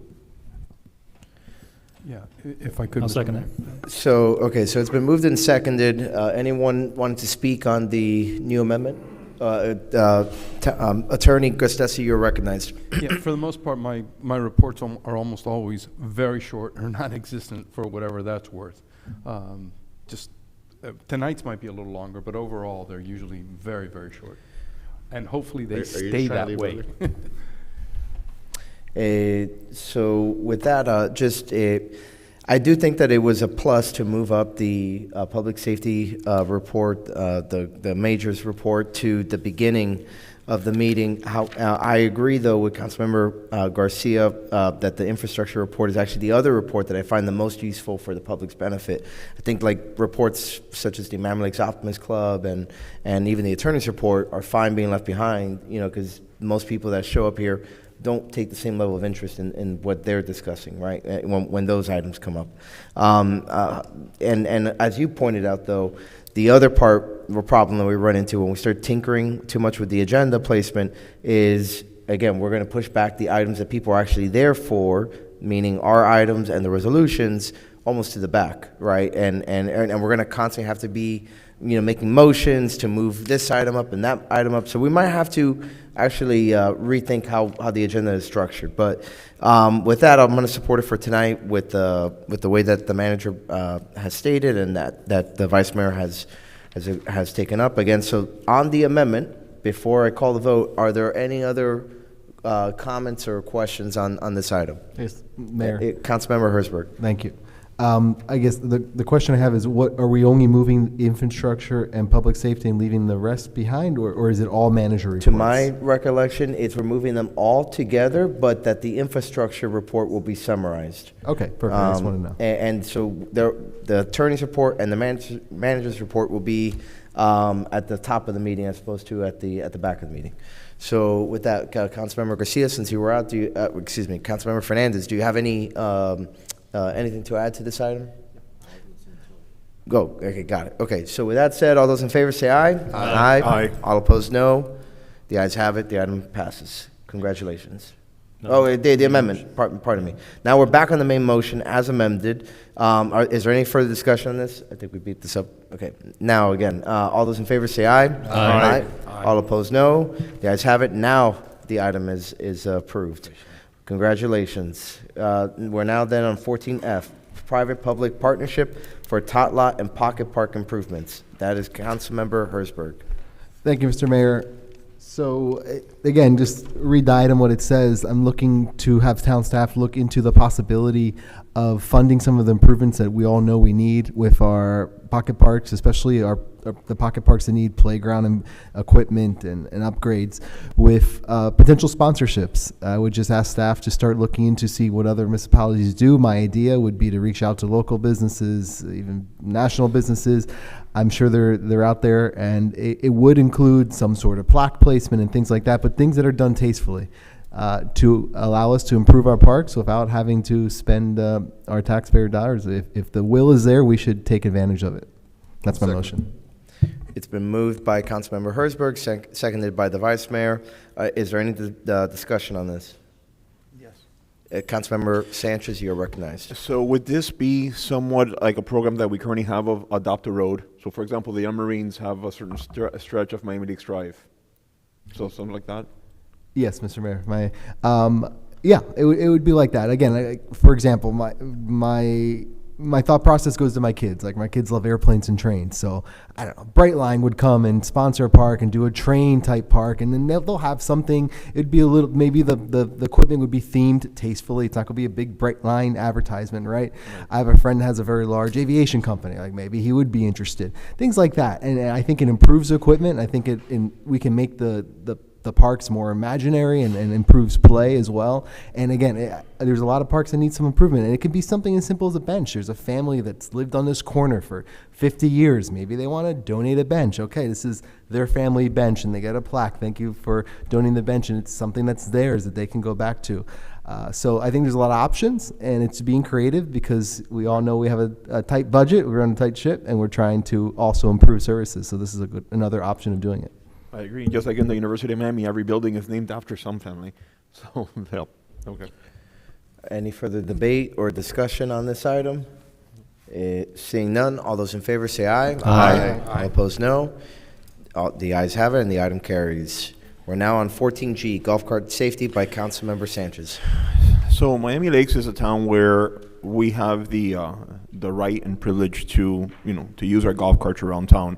But I do feel that there's occasions where residents don't want to recognize the policies that in the code, or they know what they are and they just choose to ignore them. Too many times I see families, so it'll be husband and a wife driving, and his wife is holding an infant in her arms instead of being in a seat with a seatbelt or being in a car safety seat. So the purpose of this item is to try to figure out a way through our police department of enforcing those. They have to renew, if I'm not mistaken, their registration for their golf carts every single year with the town.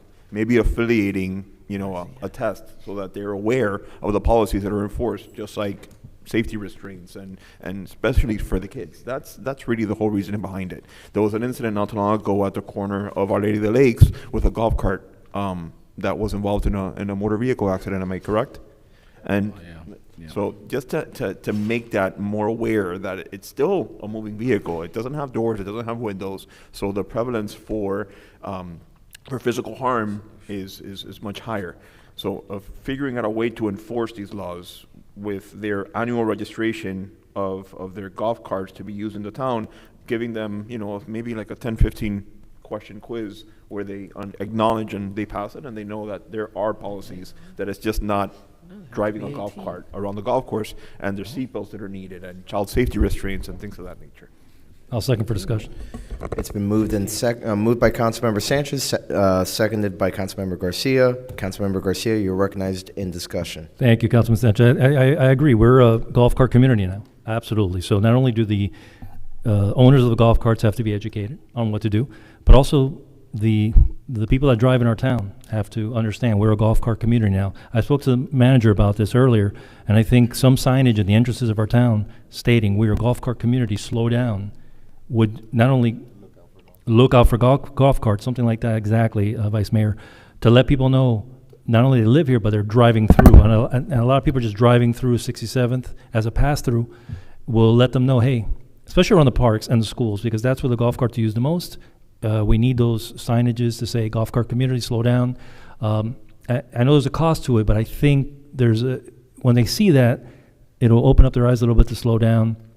And also, perhaps, just it will allow the other residents. I think that accident needs to be told to everybody that did happen. There is a risk in using your golf cart, especially when you're crossing the larger avenues. Absolutely, car seats. And I would ask Major, if you see somebody with a baby in a golf cart, not in a car seat, is that a tickable? Would you ticket them on that aspect of it, or how would you deal with that? I've been researching it and see the issue with golf carts, the seatbelt. Some of them don't even have seatbelts, so they're not. So that makes them not street legal, correct? No, that's not a requirement? not really how it works in that sense. The street legalness, they don't talk too much about that, about golf carts with that. They talk more about because golf carts are made for golf courses, right? You see a golf cart in a golf course, they don't have seatbelts. That same golf cart now could drive on the road. It's not a low-speed vehicle. The low-speed vehicles go over 20, under 25, must be registered and insured and seatbelted. It's like a golf cart. You see them, but they're not really golf carts. Like they are low-speed vehicles by the state of Florida law. Right. Yeah, the freebies. Right. So those have to have a VIN. They have to have they're like a car. Right. They Insurance, have to everything. insure. They have to have seatbelts. Everything a car has, they have to be like that, but they look like golf carts. Right. Through the chair, I'm sorry to interrupt. I thought that our licenses for the golf carts required them to have seatbelts. I thought that was the reason. Right. I remember approving that. There's another interrelated issue at play here, which is the challenge that the Miami-Dade, previously Police Department, now Miami-Dade Sheriff's Office, has in enforcing anything in our code that is over and above either a county code or the state law, right? Because they have nothing to put on their citation. Plus, whoever they cite has to have a venue for redress, for appeal of whatever citation or whatever is being given. So we were several months back in conversations with the Miami-Dade Police Department about finding a way for them to be able to enforce our code. We were also in conversations with the county clerk's office about them being the avenue for somebody if they were going to appeal the citation. Obviously, the Miami-Dade Police Department was undergoing a significant transition to the Miami-Dade Sheriff's Office, and those conversations did not come to any conclusion. The same thing happened with the county clerk's office. They were going from a non-elected leader to an elected office. Those conversations did not conclude. So now that both the Miami-Dade Sheriff's Office has some vision about where they're going as far as, some certainty. Also, the same thing with the clerk's office now, knows who they are, what they're about, what their priorities are going to be. We can re-engage with both the sheriff's office as well as the clerk's office about seeing how they can enforce our code, so we're not restricted to them only being able to enforce either county code or state law. Did I say anything wrong, No, incorrect you're there? on point. So right now, your hands are tied. Yeah, with enforcement. Now, the other suggestion I could have, and I think you guys hit it on the head when they do the yearly inspection, is have them bring their golf cart in. And if they don't have a seatbelt, you don't give them a permit. Yeah, I thought, And I'm like sorry. that. I know now it's just an I thought we were online doing that already. application. It's an online application. They have to bring in, I think, insurance. Yeah, I think and- the very first time they have to get them inspected, or they have to certify that they were inspected and that they complied with, and the parameters are listed on their, for the registration. Yeah, that's what I thought, because I don't think I've seen a golf cart on the road without especially the new ones, without a seatbelt. So we're doing that now. You come in, you want to get your golf cart registered. If it doesn't have a seatbelt, we don't approve. Because that's the way it should be. I think that's what I voted for. Yeah, and obviously, staff is not an expert, because some of our things has to talk about properly working brakes and safety equipment. We don't have the expertise to test it to say, is that properly working, So we have them certify that the equipment and the parameters, and we give them the list of all the things that are required in our town code, which goes over and above what the county code or the state Do they send a law. waiver, a whole harmless, saying, hey, you certify you have these safety things in your golf cart, something happens, is the town's not responsible? Correct. So we have Okay.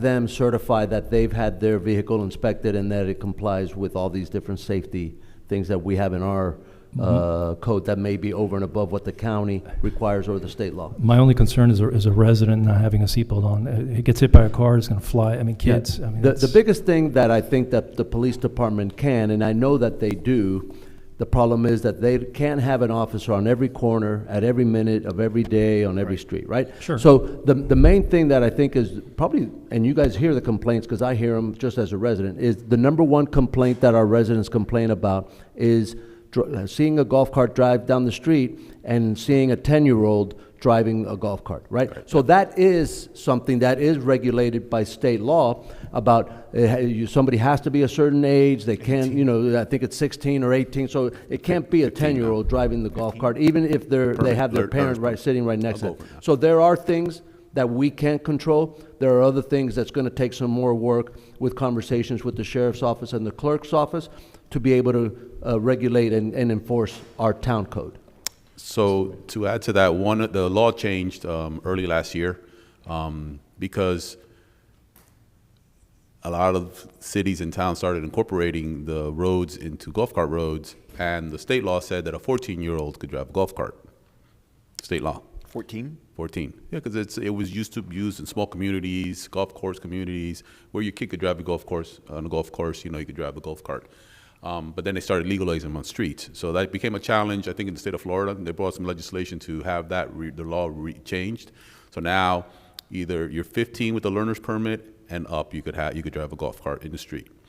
15, 16 with a driver's license, and anybody over 18 just has to have an ID. They don't even have to have a license. They have to have a government-issued ID. But 15 with a learner's permit, you still have to be with someone in the golf cart? No. Or you're just on your No. own? not for golf carts. Okay. Because I think the whole reason behind that was to have you educate a kid, at least have some sort of driving skills, know the rules of the law, of the streets, you know? Hey, what's a stop, what's a yield? Then you have to take the test, right, to get your learner's permit. So I think they kind of like upped it a little bit, from just a 14-year-old to having a 15-year-old that has to have a learner's permit, so that way he's kind of educated at least on the rules of the road. Okay. And that's kind of the way they approached it. So that passed, and it was but the seatbelt thing still wasn't involved in that. I know there's language in there where it talks about seatbelts and all that, but that really applies to low-speed vehicles, not golf carts yet. I think that is something maybe that could be brought up to the state to try to change that, to make now golf carts have mandatory. Again, the issue is that some of them are manufactured without, because they're for the golf courses. So Right. I think that's been probably a challenge. I don't know where that's met a roadblock, but that's the problem. They don't require, there's no law that says if you're in a golf cart, you have to have a child in a safety seat. They don't even have seatbelts. So how do you even strap them in? Any other members of the council wishing to speak? Councilmember Cuadra Garcia. Thank you, Mr. Mayor. That worries me. And I have them in my neighborhood. I see them. They're 10 years old speeding in golf carts. I thought that in order to get a permit on your golf cart, you needed to have a driver's license. Well, the owner, remember that the permit goes to the cart itself, right? So we can't really talk about the individual. We talk about the cart and the safety equipment they're supposed to have and so forth, and those are the insurance, and those are the things that we regulate with our permitting process. But the state law already does the heavy lifting for us, because it does state that your age, right? And those are things that are easy for an officer to enforce. So if an officer sees a cart driving down the street in their patrol, and that person looks young, that's probable cause for you to pull it over? Correct. And I know at the beginning of the year when the law changed, we did do a big campaign of awareness, letting them know, hey, now, your 14-year-old can't drive your car. So we were out on the weekends looking for that and identifying and talking to the parents.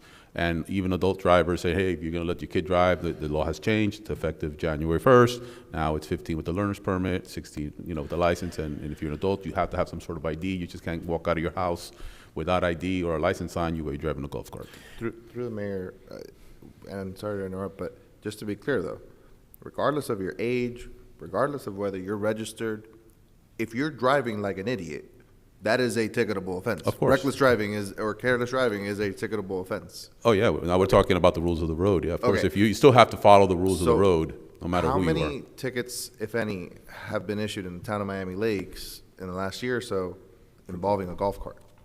I'd have to research that. I don't have that information. Again, that's I think a key element of this is how are we enforcing it, and what are the best ways to enforce it, because it is a thing.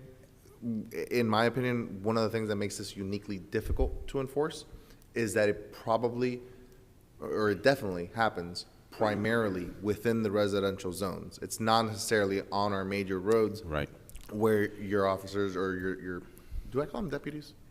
Yeah, now we do. Where your deputies we're still in the transition phase. Would be for all of us. Yeah, so it's not exactly on the main roads. You get lucky if you happen to catch one somewhere in Royal Oaks, but then there's not a deputy around. Right. It would have to be that the deputies in Royal Oaks, the golf cart takes a stop sign, and then we have probable cause to stop them, and then we would issue a citation like any other vehicle. Yeah. But again, you'd have to be in the right place at the right time. If they're just driving around and they're just driving straight in line, there's no offenses being committed. Going too slow is not an offense anymore. That was a joke, but yeah, we can't catch them for speeding, that's for sure.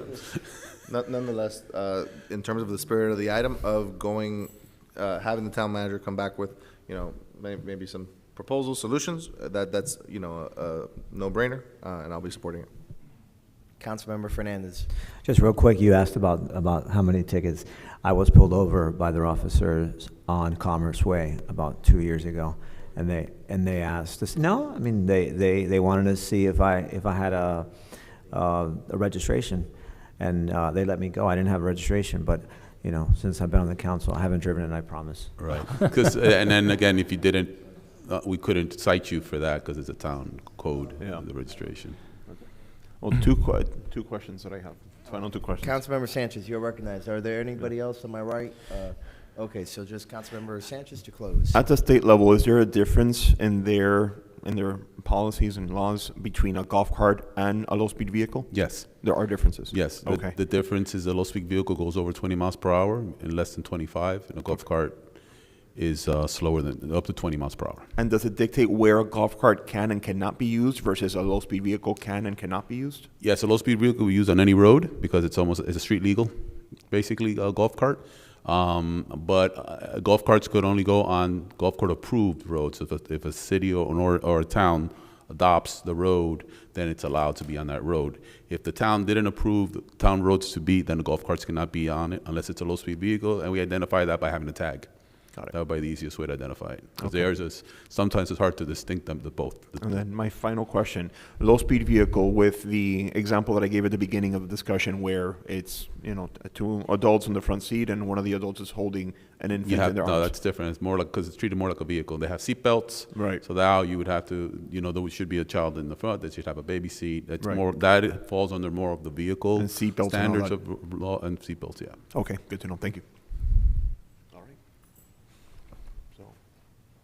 Okay, with that, all those in favor say aye. Aye. Aye. All opposed, no. The ayes have it. The item carries. All right. And now we're on 14H, which will be taken up concurrently with 14J, or rather will be heard concurrently with 14J. Vice Mayor Morera. Thank you, Mr. Mayor. So, first and foremost, these two items are being considered jointly because they're kind of codependent on each other. Specifically on this first one, I think the first one was H. Yeah.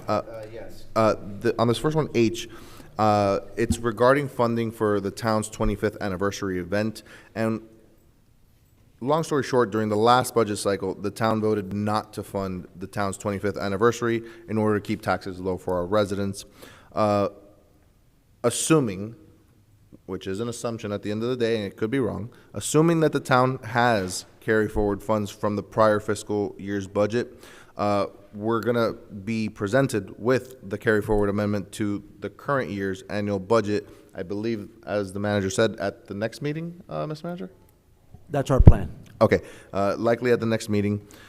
Given that the 25th anniversary is a major milestone that by its nature is time sensitive and only happens once, you only get one silver anniversary, I would like to propose to my colleagues that the town council commit to allocating the first $25,000 or more, if you guys want, from the available carry forward funds, if any, towards the town's 25th anniversary event.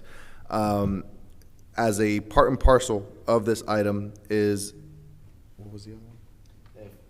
J, which is J. Correct, yeah. So the other one is 14J, which has to do with the Veterans Memorial. There, I am asking for for the next $20,000, assuming that the first 25 is earmarked for the 25th anniversary event, that the next 20 be earmarked for the design or construction of the Veterans Memorial. A very brief background on the Veterans Memorial. Back in April of 2024, the Veterans Committee donated $10,000 to the town, raised from the proceeds of the 2023 Reindeer Run for the purpose of designing and constructing a Veterans Memorial at Veterans Park. Once they finalize the accounting from the 2024 Reindeer Run, which should have either already happened or will happen very soon, the Veterans Committee intends to donate approximately an additional $10,000 for that same purpose, for a total of $20,000 thus far. However, staff recently obtained estimates for the design of the Veterans Memorial, which indicated that it would cost just for the design approximately $37,000. So, assuming that the town has carry forward funds, I would like to propose that we commit to earmarking the second $20,000 available from the available carry forward funds for the design and construction of the Veterans Memorial. And I did do this as a co-item just because if you don't want to support the 25th anniversary one, that's fine. We can still do the veterans. If you don't want to do either, that's also fine. I'll just hate you guys forever. I'll second. Seconded by Councilmember Herzberg, so we'll kick it off to you in discussion. Thank you, Mr. Mayor, and thank you, Vice Mayor, for bringing forward the item, especially the 25-year item. I think that's really important for the town. It only happens once, and that's the issue I have. That only happens once. That's time sensitive, where the Veterans Memorial, while important, is not as time sensitive. So I'm not so sure that I would vote to prioritize the second amount, but the first amount I am looking forward to doing, and will vote for that. But I have an amendment for you. I'm underestimating how important I think the 25-year event is, and I hope I have members of the council that agree. I believe we should start planning it, assuming I'm confident the money's there. And if this passes, I'm very confident the money's there. We start planning it. And when I was looking at your item, I figured who should be planning this event. So speaking with the town manager, I think we should create an ad hoc committee for planning the event. My idea is to bring 7 chairs. I already got the okay from 3 of them to be part of this committee. It would be 7 chairs from the committees that do the most amount of events: cultural affairs, economic development, special needs, neighborhood improvement, elderly, neighborhood, that's 5. Where am I missing? Youth Activities Task Force, and I'm missing one more. Veterans Affairs. I was going to say. Yeah, there you go. So I've spoken to 3 chairs who believe it's a good idea, and they would be committed to doing it. Obviously, we need to speak to the other chairs, or maybe then go down to vice chairs. But have a committee that would work with the town and get that event rolling. I believe the town can give us a resolution for next meeting. So that would be my amendment to, assuming it passes, that we create this committee that starts in March, ends in December, to plan the 25-year event.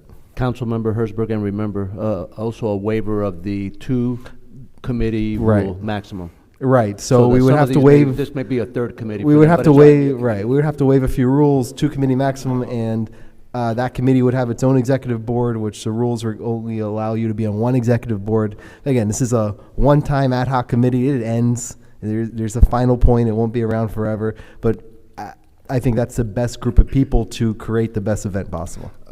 Just as a point of order, I don't think I ever actually put it into motion form, and it may have been interpreted as I was moving for both at the same time.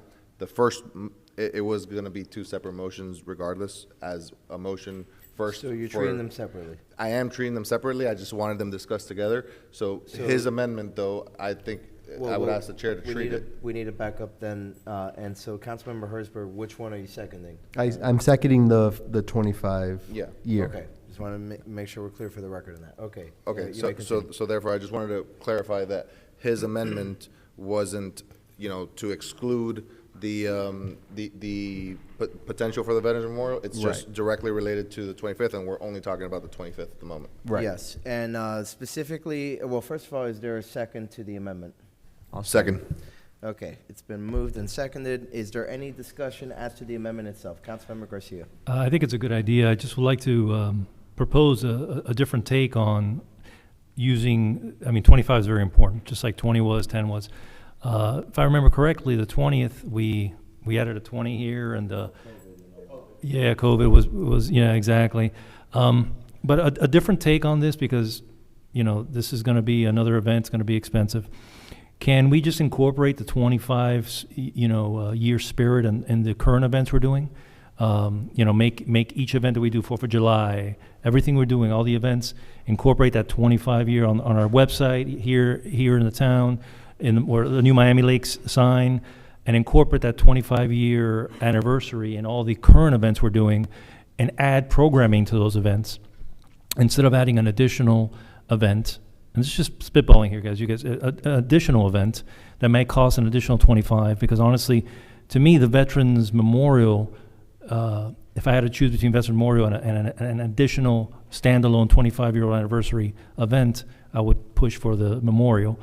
And I think there's an opportunity to co-brand the 25 and all the events throughout the year, and make that, just like other events do, other huge anniversaries, that 25 everywhere we do, on our logos, on our events, on our websites, even here. So that's another take on your amendment. Yeah. your amendment. If I may, Mr. Mayor?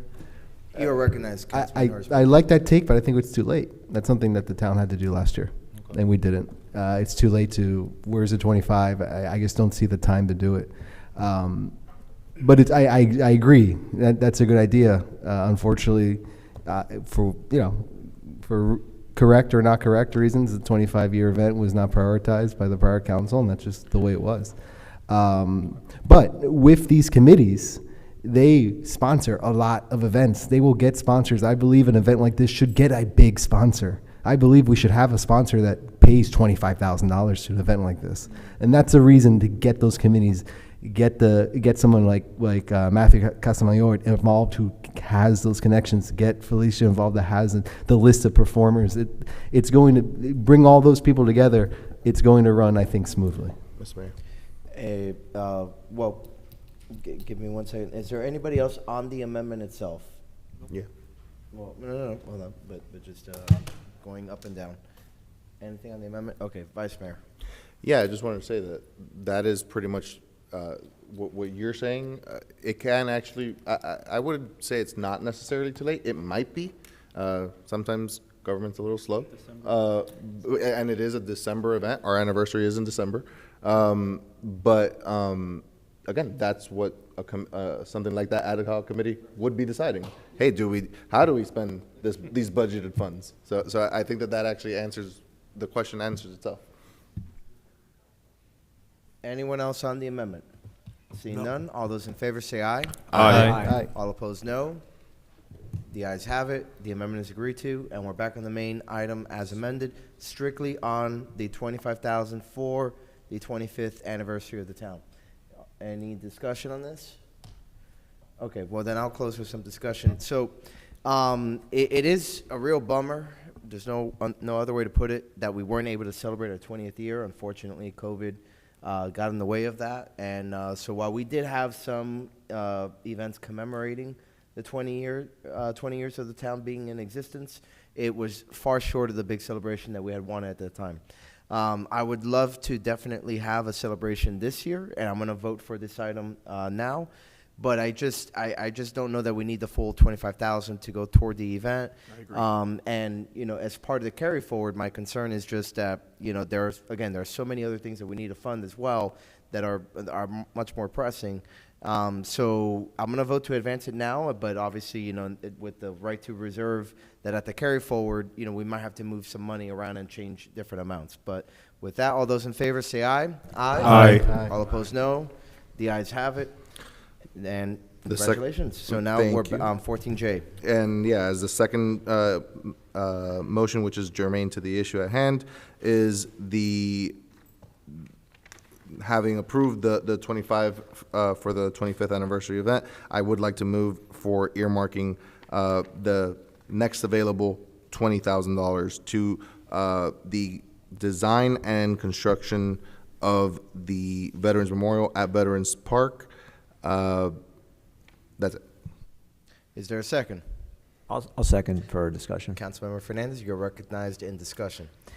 Where did we get the $20,000? He wants it to come from the carry forward amendment. No. I understand where the money's coming from. How did you arrive at 20,000? Easy. First of all, this is going to cost a pretty penny when all is said and done. I think that the Veterans Committee possibly underestimated how much something like this was going to cost. But primarily, where the 20,000 came from is as follows. When about a year ago, April of 24, they put in $10,000. They're now about to put in another $10,000. So they'll have, as of right now, on their own, $20,000. My goal is to get them the additional $20,000 so that they're at 40, and then they have just enough to cover the $37,000 needed to get them to design. Once they have a design, until you have a design, you don't have a real cost estimate of what it's going to cost to construct the actual structure. So that's, the baseline. Once we have that we know how much it's going to cost us. Now we can form a more long-term financing plan, or not financing, that's not the right term, budgeting plan for how we're going to fund the actual construction. Because that's, Mr. Manager, I don't think any numbers were ever actually thrown, but we're talking about north of $100,000 For the construction of for the construction. No, sir. We don't know yet, and you're 100% right. I think we need to have the design first so we can develop what they call an OPC, an opinion of probable cost of what the actual monument will cost. Correct. And for the record, this would be, this $20,000 would be a restricted line item, I guess. I don't know if it would go into the Veterans Committee's budget or if it would stay within our town's budget for earmarked for that purpose. To the extent that it would end up in their own committee budget, it would be a restricted fund strictly for this. Yes, sir. Either way, it's Okay. going to be restricted for this. Yeah. Any further discussion on this? Yeah, I have a discussion point. Councilmember Sanchez. So I had the great privilege of being on the Veterans Committee when we went through the process of creating the Veterans Memorial just outside of this town hall with the pentagonal base and the V for victory on top and veteran on top. The process that we went through that was a bit different than this. Something that we actually did as a committee is that we put out an RFP for a call to artists, giving us ideas as to what they would like to do. At the time, we had a grant, which I don't know if it's still in existence or not, called a Art in Public Places. And we were able to fund it through that. So I think we had 6 or 7 different artists present ideas to us. And after reviewing, the committee decided, the committee pushed forward to have the one that we currently have outside, and it came to the dais, and the elected officials at the time said yes.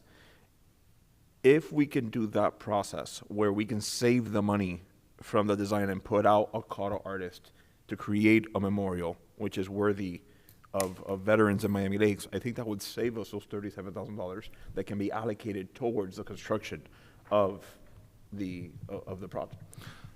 Just thinking historically of the things that we've done in the past. Vice Mayor. Through the chair to the manager, my understanding is the Veterans Committee has already selected a idea of a design. They're modeling it after the American Revolutionary War Memorial in Wichita, Kansas. Very specific. I think that they have a concept in mind. Exactly. They have an idea, a concept.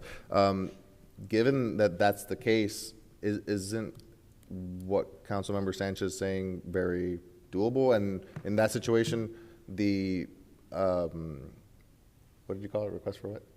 RFP, request for proposal. The request for proposal. Yeah, a call to artists, basically. Or the call to artists is what I'm more interested in, because essentially what you're doing is you're having a call to artists where you don't have to pay any of them anything. You're only paying a award to the winner, to the design plan that you end up using. Right. So we can say, hey, it's going to be a $10,000 reward, and then you have a bunch of designers fighting over 10,000. Is that essentially what it is? And I guess the idea is you don't have to get all the way up to 37,000. You can do less. Well, I was looking at Councilmember Sanchez. That's the idea, right?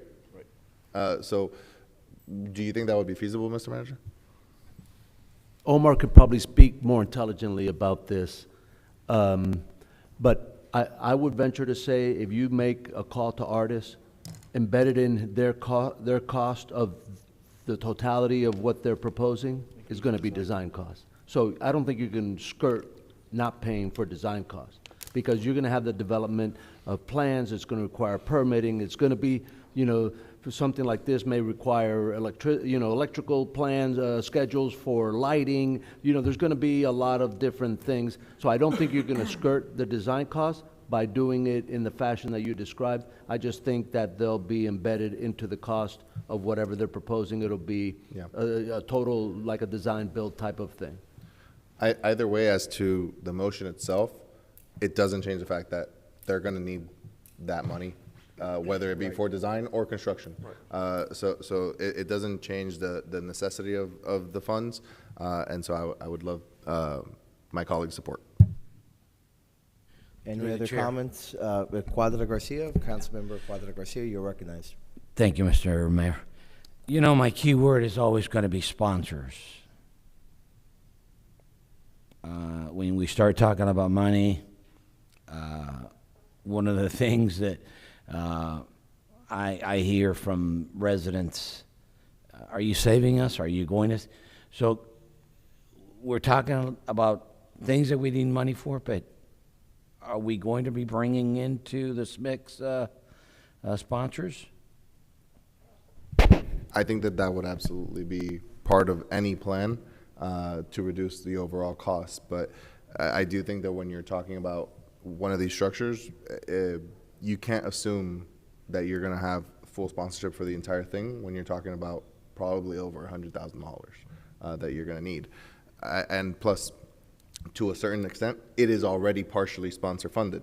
The sponsor being the Reindeer Run. The Reindeer Run proceeds are, I guess, privately collected funds from the participants in the Reindeer Run, and a portion of those proceeds go to other veteran committee events, but also a large chunk of it goes to the earmarking for this Veterans Memorial. It's something that they've been after for quite a while. I will say, the Colonel, Bill Perez, was very, very adamant about this, and I made him a promise right when I got in that I think in the past, Councilmember Collazo was one of his go-to guys whenever the Veterans Committee needed something. I told him, hey, I'm here, I'm your guy now. And you know, he took me up on that, and they're really, really trying to get this done for our veterans.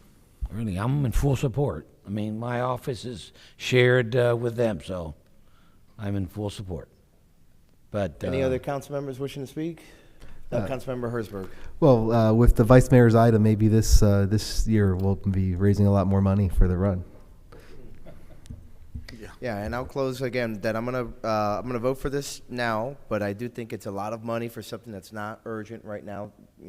Speaking frankly, we already have the Veterans Memorial out front, and again, $20,000 is a lot, that we can do in terms of park improvements. And at least for this year, and for the majority of my 4 years, my summaries or my focus will be primarily on public safety, parks, and transportation. But I'll vote to advance this now so we can see, because we don't even know yet how much carry forward we're even talking about. And, when we get there later on, we can have a more in-depth discussion. With that, all those in favor say aye. Aye. All opposed, no. Seeing none, the item carries. Congratulations, Mr. Vice Mayor. And we now move to Councilmember Herzberg for 14I, resolution in support of House Bill 303, property damage caused by limestone mining operations, by Representative Fabricio. Thank you, Mr. Mayor. It's that time of year again to talk about blasting, even though I'm talking about it every meeting. But this is simple. Representative Fabricio has filed a bill. I'm happy to speak. I mean, we can talk the details if you want now, but I'm sure you all have seen the bill.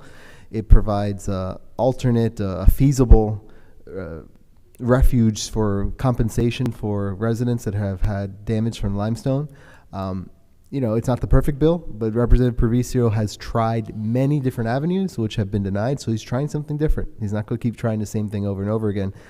So we have to give him support, and that's what this resolution does. And I would amend it to also include Senator Avila's bill after our discussion last week, so to make sure we add the Senate bill number and his name to the resolution, and that's my motion. Second for discussion.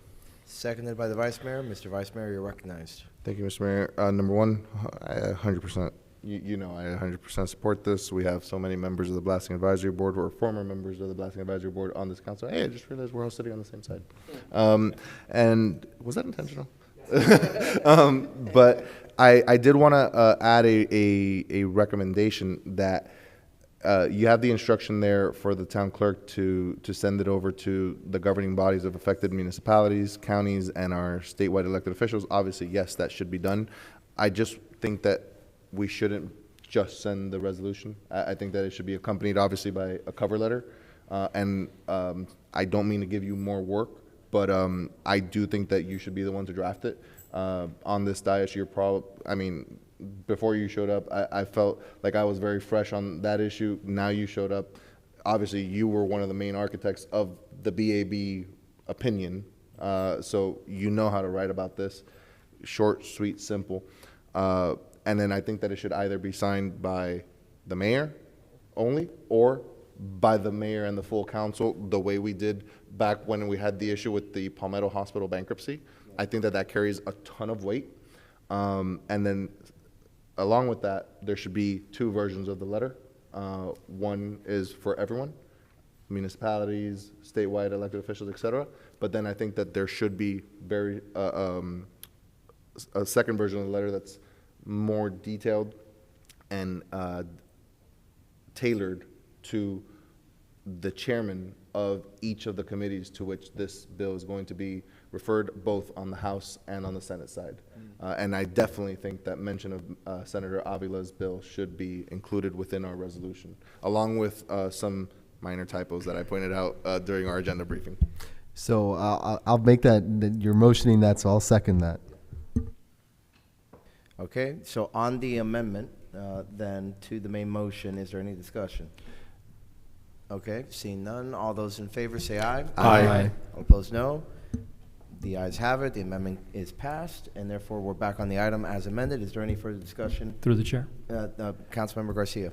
Traditionally, the last couple of years, I know that the when we send these this to just to approve or to give support to Tom Fabrizio and our representatives, if it's okay with you, all of us, I know we all sponsored it, or just the entire council. Can we all, of course, yeah, as a why not? council, Yeah, all absolutely. sponsor it, and that way it gives more weight to it as well. I know traditionally we did that the last 3 or 4 years. As a point of order, I do think that that has to be an amendment. Oh, then I'll- What, that we all? As a point of order, I do think that has to be an amendment to add us all as sponsors. I don't know. No? No. Okay. No, that's just, Madam Clerk, please ensure that the record reflects in the minutes that we are all co-sponsors of this item. And Mr. Mayor, if I may, Deputy Town Attorney's here to discuss a little bit about the language in the bill, because we were pretty specific. Like I said, the bill's not perfect, but I understand the reason why the representative is doing it this way. We have discussed in our past our concerns, our constitutional concerns of what the law looks like now, and I don't want to say that this is the perfect resolution, but it is a potential resolution, and I'll ask the town attorney to discuss Sure. that. Mr. Attorney, you're recognized. Thank you, Mr. Mayor. Thank you, council members. This is an issue of which, since our last workshop, both Mr. Gastesi, Mr. Mestre, and I have been working on coming up, and we mentioned that we were going to be coming back to you in March with a complaint. However, in speaking with Councilman Herzberg, and perhaps we'd love to hear your opinion on this, is, we want to give the support to Representative Fabrizio. He is trying to find a way to be able to provide our residents with relief. And if part of, I think, supporting that is, I think it may be prudent for us just to hold back a little bit on presenting a complaint. I think it's difficult for him to be able to try to negotiate with his peers a bill that, while it's not perfect, it does provide at least some immediate relief, and it provides funding for that relief in that bill. And we also have our Senator Avila, who's also equally trying to do the same in the Senate. If we file a complaint now, that could hamper their efforts. So I think for the moment, also, we don't want to show all our cards preemptively. Perhaps it would be best if that's the direction that the council gives us, to come back in April or perhaps May, once this is moving. If there's no traction, then obviously we'll bring it back and we'll move forward. Yes, Mayor. Mr. Vice Mayor.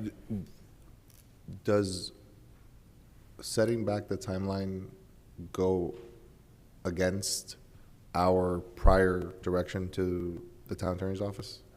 No. So you don't need a motion for, I agree with what you're saying. Not necessarily giving away all our cards is an important thing here. So I'd rather not even discuss it much further, is kind of what I'm trying to get at here. No, I just want direction, since the direction was March, for us to be able to so bring it the back in direction April was or March. May, depending on what happens with the.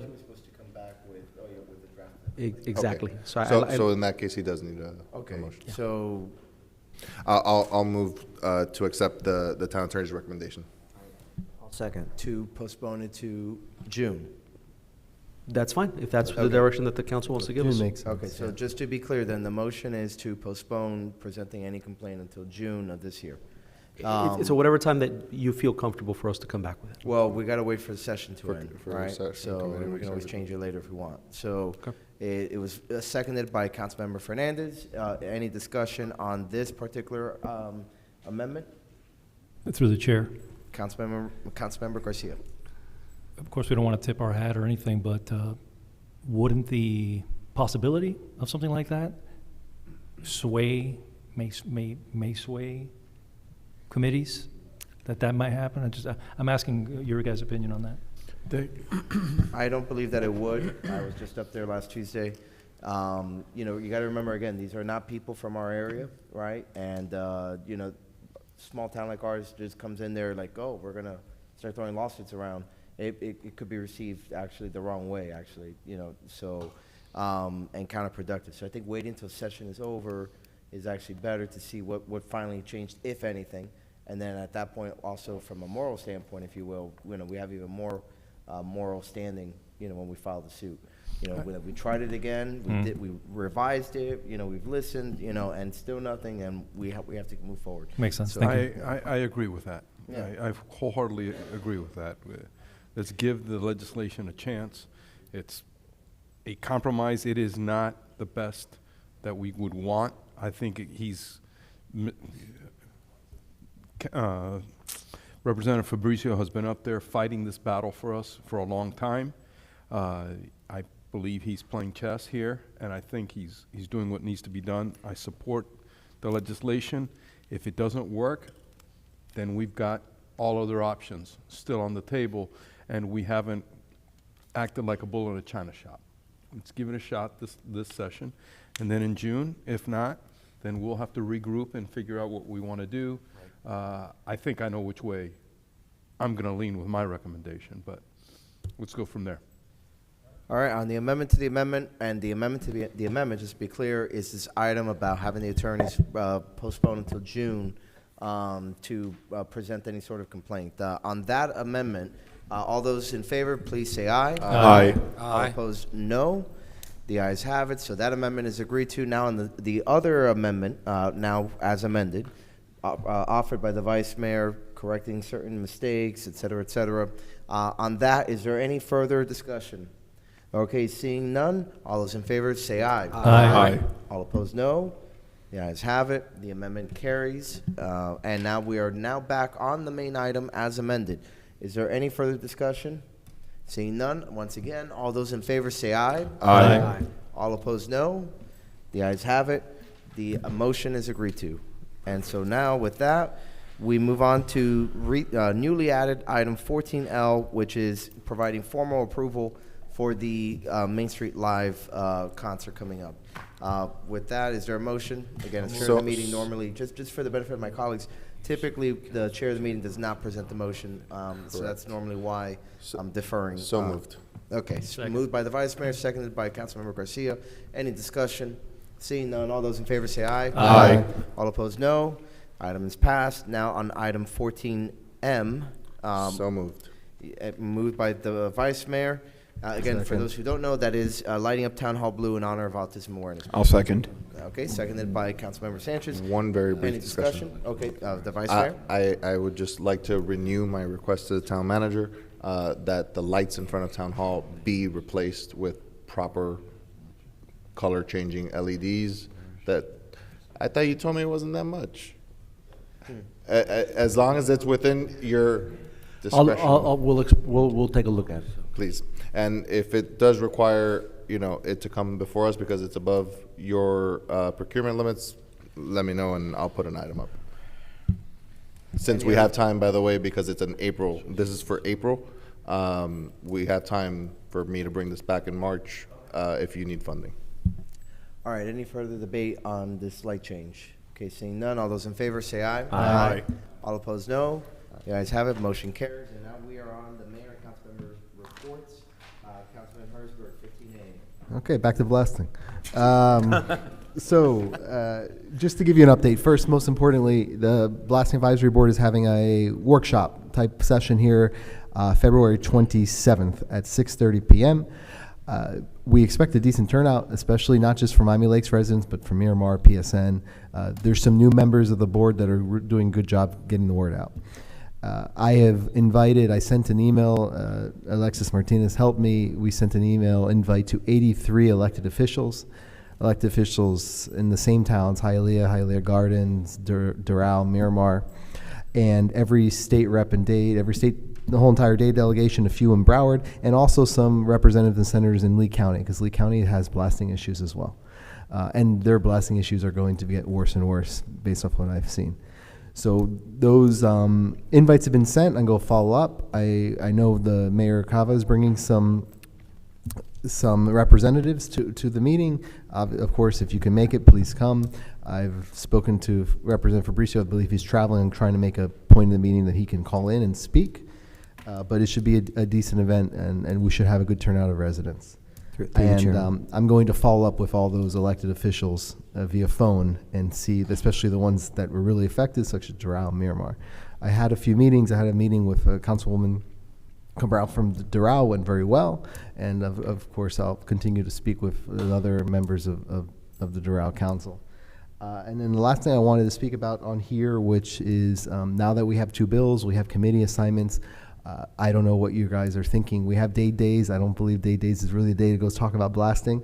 I plan to, and it's a question to the manager how that planning works. I plan on speaking to the lobbyists and picking a day. I would fly out on a Tuesday evening and pick a day on a Wednesday to set up meetings and fly back Wednesday night, however it needs to be worked out, to go up there and focus on this. Of course, we can have meetings with others on our other priorities. For me, the focus would be on that and not necessarily meeting with our legislators, but the committee chairs and vice chairs if we can get them.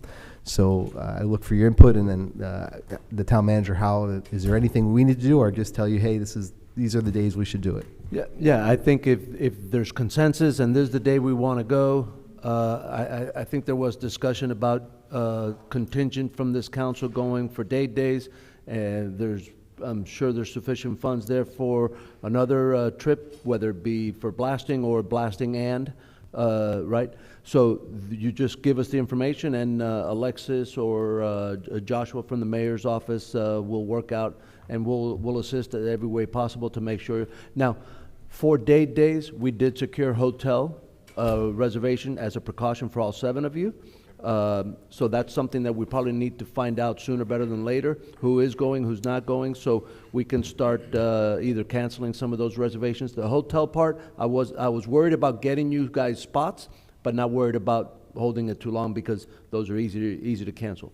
So we just need to start narrowing down, but just let us know what your plans are and we'll make it happen. I guess my question is, let's say we have a discussion, the lobbyists tell us, hey, you know what, Stephen, this March 17th is a great day to go. You should go up there. Do we need to come back to the council, or is that just something we do internally and that's it, and we'll see if anyone else wants to join? You can probably do it internally, but again, as always, since the mayor is the head of intergovernmental relations, it should be coordinated with my office, just so at least I'm aware, and see if I can go up with you guys, right? It's important that the town stay on the same message, and as we do that advocacy, and so.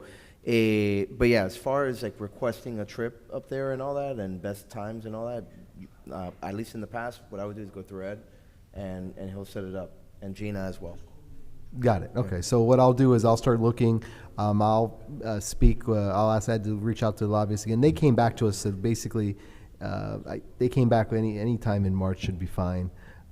So I'll coordinate with your office and see who else wants to join. Yeah, March is better. Usually, the reason why the legislators themselves from Dade County hate Dade Days is because apparently it's always in the middle of session, and that's usually when a bunch of budget deadlines come up. So I agree with you that Dade Days is not the best time to be having a large portfolio on which to advocate for, but again, March probably would be good, and maybe we can get something on the books, and I'll be able to go with you guys as well. Yeah, no, that's definitely the goal. That's why I wanted to talk about it now. So, we're advocating, so it's not necessarily a sunshine thing anymore when we're talking about that. I was so. just going to state that. I just whispered with the town attorney. I don't believe coordinating travel plans. No, it's definitely not. Is sunshine But I violation. wanted to be out in the open. travel plans. Right. I want to be out out in the open. We've already discussed how we advocate and whatnot. So just let you know that I'll definitely be looking into it, and I'll reach out to you guys' offices. Perfect. Thank you, Councilman Herzberg. We're now on 16A, Public Works Infrastructure Report by Mr. Santos. Don't be shy.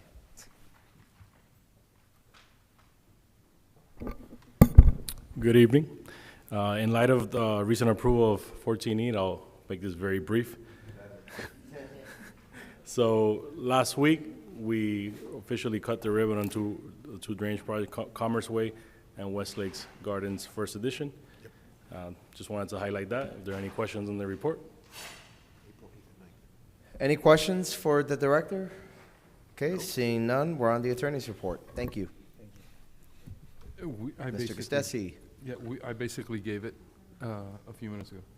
Okay, the rock all right. mining So thing. you don't want to add anything else? No, I. All right. Well, there being no further business, we are now adjourned at 10:26 p.m.